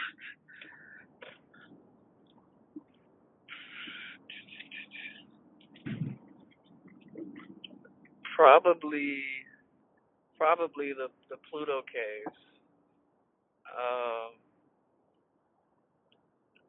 There was definitely a lot of like alien energy there, something of another world, and I would say the whole idea of even climbing over the rocks and the way that we had to use our bodies to move to that area, it just it it, it made me feel human, but then at the same time it connected to me. It connected me to I would say the mystery of nature. Especially coming straight from the trails with such pure oxygen and so much like free flowing elements just coming through the air and walking through these spaces and then going straight into the Pluto caves. It was just like it was a shock to my body and to my spirit. At times I felt like I wanted to get emotional in the caves, but it was kind of dark. I felt like I had to be strong for other people, so I just waited and just took my time in certain spaces. I would just take a pause. Yeah, it was a really humbling experience too, going through the caves, especially the part where the sun seemed to be like following us and came through at one of the openings at the top of the cave, and it was shining down as soon as we wanted to. Like, 'cause it's those moments before and after you're about to take a picture that you're planning to post on social media or if you got like a blog or something like that. But it's this moment that forces you into that moment. Like it forces you to deal with that time and space. I guess in case it's like an adjustment. I forget what we were calling it. It was something else we talked about in the class too, where things kind of adjust themselves in nature, in space and time. Or I guess the nuances. It was like a nuance right. where where the light was shining in a way that you had to acknowledge that you were in that moment with the light shining on you before you get into the vanity of taking a picture, and thinking of doing whatever with it, Okay, up in the mountains, I enjoy all of it. The scenery, the energy, of course the picture. I like the group picture. I like the waterfalls. We walked all throughout the mountains, the upper part, the lower part, all of the beautiful waterfalls we've seen.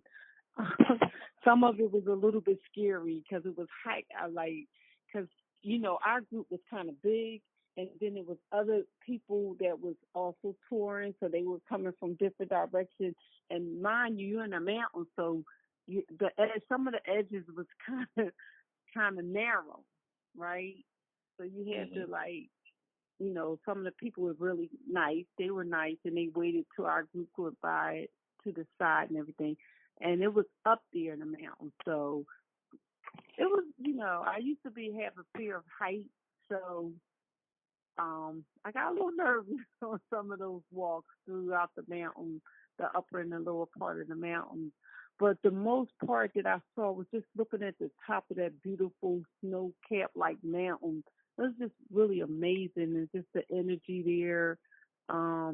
We were looking for different stones. I didn't really find a stone. I don't know if anybody else did, but I noticed that some people in the group, they had their crystals. They had their crystal laid out in the sun so that, the energy of Mount Shasta could, just revitalize their crystals that they had. Some people, I even took my shoes off too to earth a little bit, and I think that did something for me as well. I had so much energy when I came back, Tony. I didn't even tell you this. Okay, so when I came back from my flight that day, it was like in the evening by the time I got home. So I was like, I had to drop off something at the mailbox. So I was like, I'm just gonna take a walk because I was like lit, like with so much energy. So I walked around the corner. It was crazy because it was somebody standing outside of the house, and they called to me. They was like, Shasta, like Mount Shasta. I was like, excuse me. I was like, you talking to me? You say you so-and-so sister or something so-and-so relative up the street, Shasta, right? I was like, no, I thought you was like telling me I came from Mount Shasta. It was just like that kind of like thing going on. I said, Shasta. I was like, did you know I just came from Mount Shasta? She said, no, I thought you was Shasta, like so-and-so relative up the street. Oh, I'm sorry. I don't know if they have anything to do with it or anything. It was just like I had so much energy I couldn't even sleep. Oh man, where should I start? I start with my flight. For me, normally it's chaotic when I'm coming to a superhuman event, but this time around, it was smooth sailing, which was surprising. Now I did have, I had this twice. My way up there, but it was still smooth sailing. So we get there. It was of course it was amazing to see everybody once again, just to see the Meta family, and just to see everybody. So the experience through the class was amazing. I love to hear about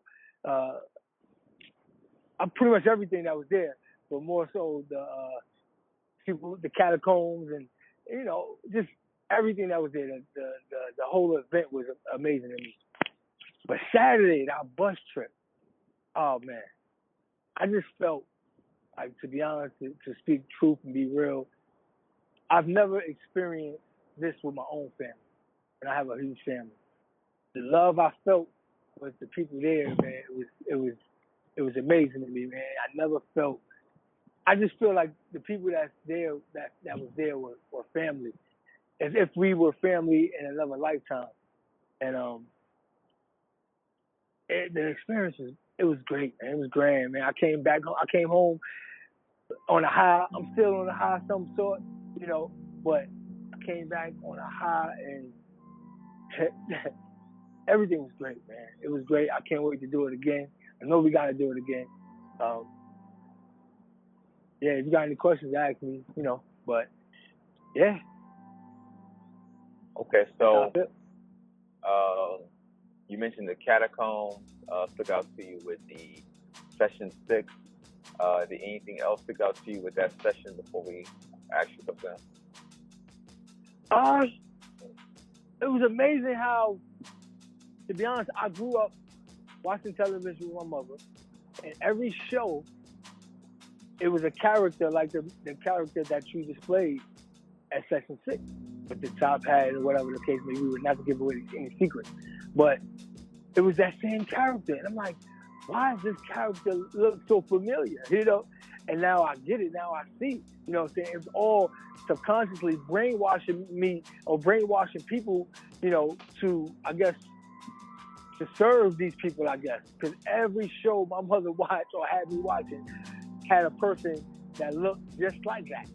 And then, of course, to see the children that pretty much the army that they pretty much that came up was just everything about the catacombs and what shaped us and how we live in today, and how they destroyed pretty much everything that was around. So that was very interesting. You know what I'm saying? Of course, I want to know more because I know there's more, but we pretty much didn't go, into it. But I know it's more. Yep. And in the next session, there will be is already being cosmically formulated. So there will be a next session sometime in the future. We'll be getting into other things and more in depth in those things like that. Okay. So now going to the without, of course, divulging the sacredness that had took place. Out of the many things we did, what stood out to you the most on the bus trip itself? On a bus trip? Yeah. How everybody seemed in awe, right? Normally, you will go on a bus trip with people, and everybody's pretty much doing their own thing, but we were in awe of just nature. Like everybody felt like they looked and felt like they was in one with nature. So we'll pass by, we'll get close to the mountains, and everybody was taking pictures and video recording, and then we was having our own, pockets of conversation, and just the energy on a bus. I've taken many bus trips, and it was nothing like this, nothing like it. It was great, man. It was great, man. I'm still smiling. I'm smiling from ear to ear right now, man. If you know me, I'm always high energy, but man, I just want to say I appreciate everybody that was there, man. I love you guys, man. Let's keep this journey going, and let's keep moving forward. No matter what's going on in our life, continue to live your day to the fullest, like it's your last, and just let's do right. Well, the first day, I definitely learned a lot of information. Some things I knew already, a lot of it I was kind of surprised to hear. Ultimately, I had a great experience. I like the fact that I feel like, it just was certain people that was meant to kind of be there, and like everybody else in the world was kind of just going through,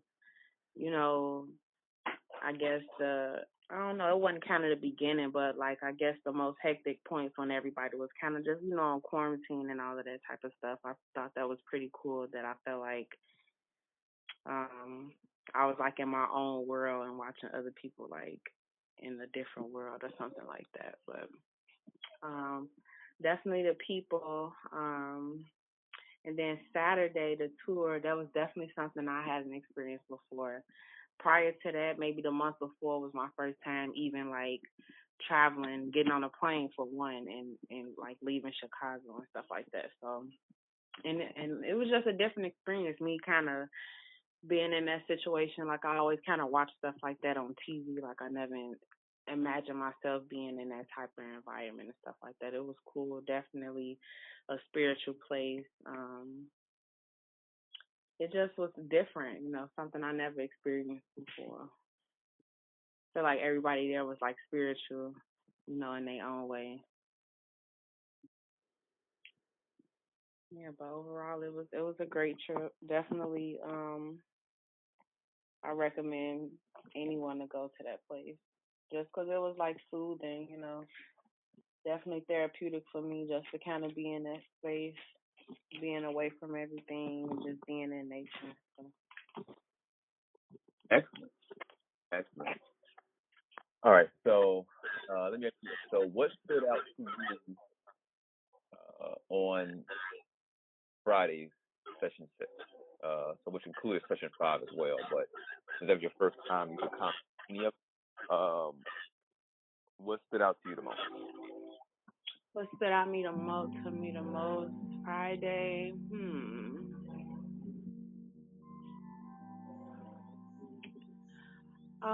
Probably I would say like the information I was learning. Like I kind of used to have like thoughts in my head about like certain people not being who I think they are and stuff like that. But for you to kind of tell me about it and then give me concrete evidence, it was kind of cool, scary. as well. To like know that that type of stuff kind of goes on, and you can be around people and you don't even know like if they got good intentions and stuff like that. Like, yeah, that kind of opened my eyes more to just people in general and just be more conscious of like just how people are and stuff like that. Okay. All right, so now let's take it to the actual tour itself. If you had to only pick one thing from the tour itself that stood out to you, what would that be? One thing that I think stood out the most that I kind of think about, it's not really a positive thing, but we went to, it was like the grocery store that we went to, and I was looking at it was like a board with like the different jobs and stuff like that, and it was a young man that was missing, a black boy. That stick out to me. Like, I literally see his face all the time. Like, and I even feel like it was a reason for me to like see that. Like, that's somebody that I'm interested in, even like spiritually, to try to tap in and just see what happened and stuff like that. So I really feel like a strong reason, like, I went there was some kind of connection to the boy. Like, that's something that stick out the most. Oh, okay. That's interesting. Yeah. Okay. But let's take it a step further then. Okay, so besides that, besides that, right, what stick out the most? What stick out the most besides that? Oh, well, when we was walking, I don't even know what name that park was. I think it was like our second. Was it the second one or the third one? It was like the second one. We was like going up like rocks and stuff like that. It was like waterfalls, but I saw like I want to say it was a really huge fossil of a mermaid, and it's just like when I was looking at everything, the trees, I saw like auras of the trees. I just saw like a lot of spiritual presence, and then I just felt like that part used to be underwater, and I like turned my head to the right, and it was like a huge like fossil, and it looked literally like a mermaid. Like, that's something that stuck out to me because it was kind of helping me with my intuition. I feel like I was hiding during that time. Like, I guess for me it was the ending about the catacombs and all the pictures that came along with it. Just kind of opened up my eyes to what is going on, what has been going on for such a long time, and I wish we had talked longer on that, but just the pictures and what you said about it was really powerful. So that was really good. Okay. And of course, you went on the tour, and for you, if you had, of course, the whole thing was wonderful, and we all had a wonderful experience. And of course, I'm sure that you've been thinking about it to go back again, and as well as I and many others. So, but nevertheless, in those, all that you experienced, if you had to pick one thing that stood out to you the most, what would it be? Just going deeper, kind of felt like going deeper inside of the earth, and each level that I went down was like more like connection with, with the, with the rocks, with the universe. I took a lot of rocks with me, and someone took sand, and so I gathered a little bit of sand and brought that with me. Just the different things that went on in there was really cool. So yeah, for me it was okay. Yes, definitely. It was, if I knew about it, like if I didn't know about it and knew something about it, it would be a bucket list, but I'm able to have captured it and hopefully to, jump on the next ones when they do come, or just any of the experiences the medicine is putting on, and try to get out to Chicago and the other places that you got planned for this year, next year. being a spiritual person, it really even opened up more of a spectrum of different things. I felt the energy probably maybe like a half hour before we even got to the mountain.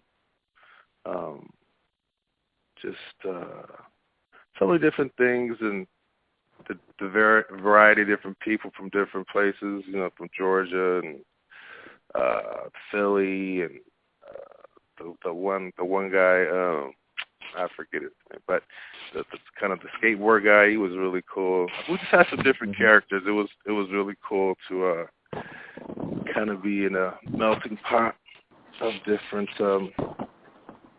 just different people, but it was really healthy and everybody was cool. I really liked the one lady, I think she was from Savannah, Georgia, and she had the 2 surgeries on her knee, but she you know, made the climb up the mountain the first part of the trip, and she was working through all that pain, and she made me toughen up a little bit more, because shoot, I was like, this lady definitely got some more severe problems with her leg, and she's grinding it through. She was just a really nice person too, so it was just good to kind of feed off of her energy and her strong will. So it was good, and I think the timing, you know, with the world as it is and all the different chaos, and just seeing Sacramento like that, because since I'm from here, I'd never seen it kind of in despair and boarded up the way it was. It was kind of, you know, just kind of uncomfortable, but to get a good spiritual retreat and something to empower you going forward, especially in these times, makes it even more special, because, you know, people need a little extra or something to get themselves together and their mind right and empower them in some type of way going forward. So I thank you very much. I think let me go backwards, forward. The cost could have been 4 times even more than what it was, to be honest, because you know, where I'm from, you could do wine tours just for a day that costs more than that. So even if it was even 4 times more, it's you're getting the bang for the buck. But it was super duper affordable at that price. It's like, you know, it's practically for free. And so I was like, I don't think there's anybody even making any money besides the tour guide. But all these costs, the limo bus was top notch and comfortable with, you know, you can connect your phone and charge it. I mean, I know that costs a pretty penny. So the cost is like minimal to what you're getting. There's so many things that stood out. I mean, I was tripping just on getting the water out of the mountain, like having the most purest water. That was a trip. But even on Friday, the different little exercises you did when you did the like the earphones and the eye mask, telepathy. Yeah, that kind of blew my mind. So, but I was attracted to everything that was presented. A lot of stuff was new, or maybe some things you might have heard about, but when you hear somebody else explain it, gives it a little more proof or credence. So everything was very uplifting, and you know, I thought we was going to have a lunch break, but it was like, no, we're not having a lunch break. So I had to run to the car, get my water real quick. But it's a lot of material, but you don't want to miss anything. Because, you know, you might miss 2 minutes, you might miss something super important. So, but everything collectively is good to know, just to know, because some things might apply to you or some things might give you some insight to some future things or maybe even some current things, but you know, you're not going to get this stuff off the TV. I mean, you might be able to get some things out of some books, but how would you know what books to go get that particular information? So, you know, get it from a trusted source makes it, you know, carries the weight. So I liked everything. I mean, the cave, that was like, it was kind of scary, but cool scary, but like adult scary. Just being like enclosed in this phenomenal carved out cave. And then I saw the two blackbirds on my way out. And I was like, where did these two blackbirds come from? And they weren't even like normal blackbirds. They were like maybe 2.5 times the blackbirds from my area. So I was like, is it on steroids or something? These blackbirds are huge. So I was like, oh, wow. You know, so that's that was when I was exiting. So everything was, even the tour guide, he was hella cool with his, he was a good, he was funny. And excellent. He seemed like, he was super enjoying himself and the group picture, and then about the protests he did the day before. And I mean, he made it really, really fun and, you know, laughing, joking. So it made it more, I don't know, it wasn't like, I'm getting paid to do this. Like, it wasn't, it seemed like it was beyond work. Like, he was really enjoying providing the service and the entertainment and hanging out. Of course, getting paid, but it felt like he could have, like he would just sign up to do it anyway. Like, he was just having a good time with our group. Right. Yeah. And plus, you know, we were a little different than the folks out in that area, so it kind of added some, I guess, excitement or some newness for them. It was just cool all the way around. Well, first, what I liked about it is, you know, finally getting to meet, you know, you and meeting a lot of the, you know, callers that you hear call in. It was nice to like meet everyone and to be around like-minded people. But what stuck out to me the most and what got my attention was, you know, learning about the Matrix and just learning about, you know, how I could better myself, and also like learn more about what's going on in the society today. Okay. So in that, of course, a person who hasn't never come to an event, this event, they don't know. But as I've said many times, is that this is information that you're not going to find on YouTube or anything like that. You know, it's something you have to come out to experience. Would you agree with that? 100%, yes. So, let's see here. So what in particular stuck out to you? So let's say if you had to choose one thing of the entire class on that Friday, what stuck out to you the most? Let me see. Mostly what that I remember is you talking about the catacombs. Like, I just thought that was like, I was shocked. Like, that just shocked me. Like, because I didn't know anything about it, and then just the information I needed to do even more research, and then I had even more, you know, personal questions about that. And then also, like, you know, how you talked about balance and how we should always strive to, like, be balanced, you know, the masculine and the feminine in the society. So for me, I took that, and I was like, I try to apply that to, like, my own life. So I just found that, like, really insightful. Oh yeah, I already got that feeling, and now I just want to go more. Like, at first I couldn't understand. I was like, where people keep going, you know, you know. But now it's like I feel like, oh my God, I gotta go again. I now it's like even stronger. Before I was like, I knew I had to go. And I was like, I kept telling myself, okay, I'm going to go. And then when California hit, I was like, okay, no excuses. I have to go. And now that I went, I was like, oh my God, I got to go again. That's what's up. Yeah. And so how can I like describe that feeling? You get what I'm saying? Like I tell people like, hey, this is stuff you're not gonna hear anywhere. If you're really on a spiritual journey, if you're really into metaphysics, this is the spot to be. You know what I'm saying? And Yeah. you know, I'm not gonna sell it to you. I'm not gonna entertain you. It's just I suggest you come, and so you experience what that whole room full of people have experienced before. You know? Oh yeah. It's definitely like I can't even put into words the feeling that you get.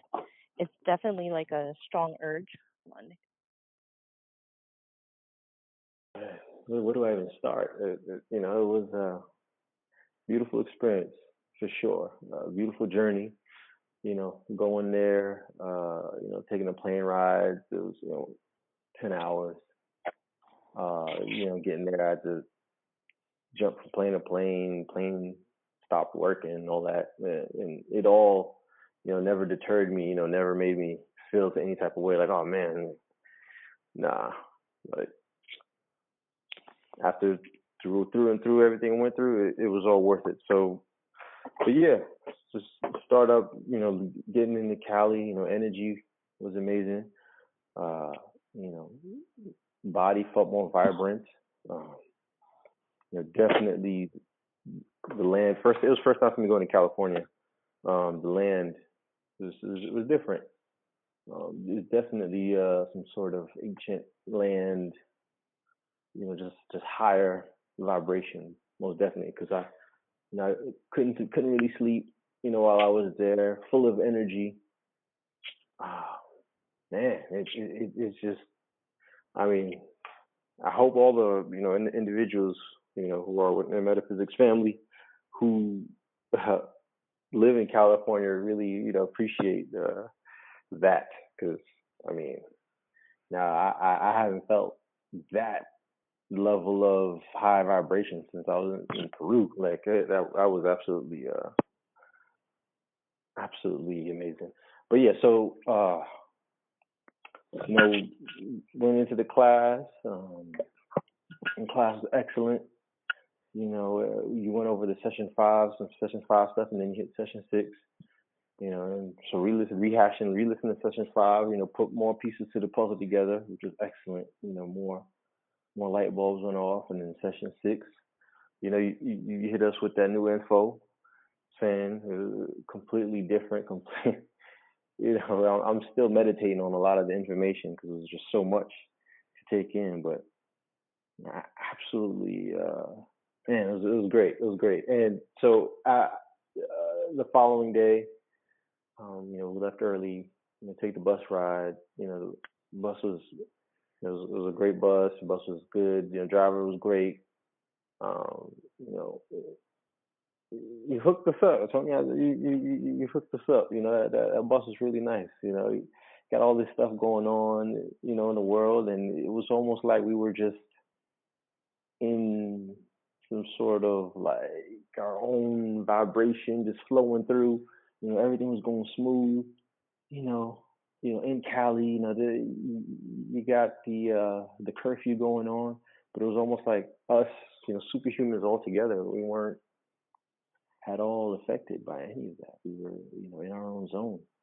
But anyway, so we were on the bus. We were going to Mount Shasta. Now, as soon as we got there, man, you could just feel the mountain just being alive, and and you could see everybody else was enjoying it too as well. We were all out there and doing our thing, and it was just amazing, just connection, between everyone. Everyone was cool. Everyone was authentic. A lot of times, sometimes we travel in different spiritual communities. It's a little overly just, love and light. No, it was authentic. It was cool. Everybody was flowing. Everyone, was talking to everyone at different times. It was really clicked. It was really nice. Really nice. But anyway, so going through the mountains and just feeling, the liveliness, the energy of Mount Shasta, and traveling through the caves, we was going through there, and everybody was pushing each other. Everyone was, just being positive, and we were just going in there doing our thing, and it was absolutely excellent, man. It was great. I just can't even put it into words how much I enjoyed that journey, but it was great. Stick out to me the most was it Session 6 info when you went through and showed us the pictures of the actual the soldiers and the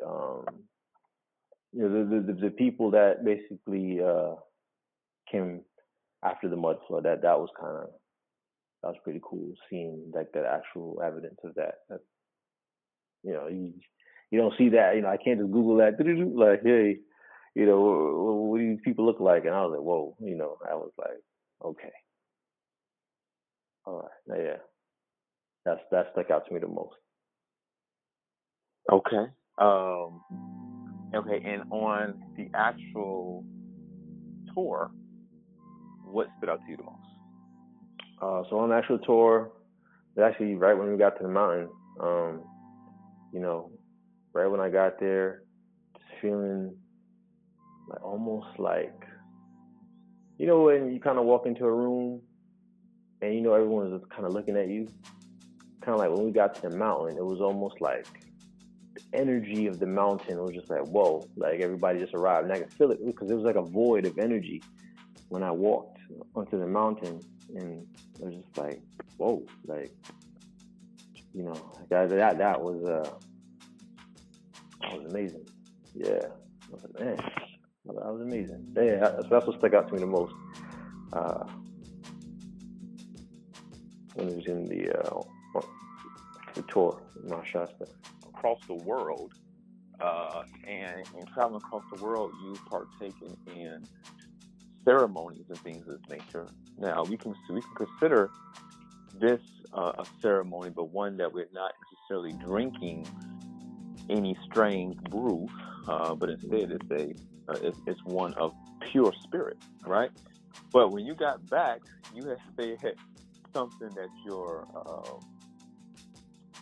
mate had said to you, and would you mind going into that a little bit? Oh yes, I'll share. So when I first came back,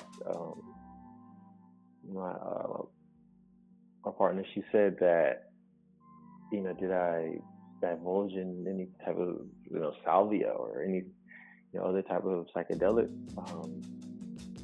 Just the way I was kind of talking and the way I guess I was vibrating. She, what she was picking up on was kind of, I just came back from some sort of experience with psychedelics, but no, I didn't have any. I just was just more in tune with the creator, and I guess she kind of picked up on it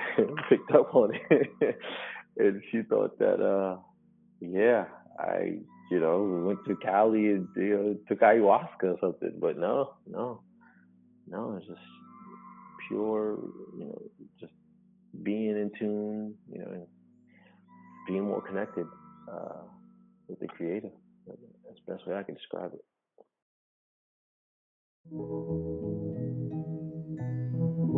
Make a smile for me.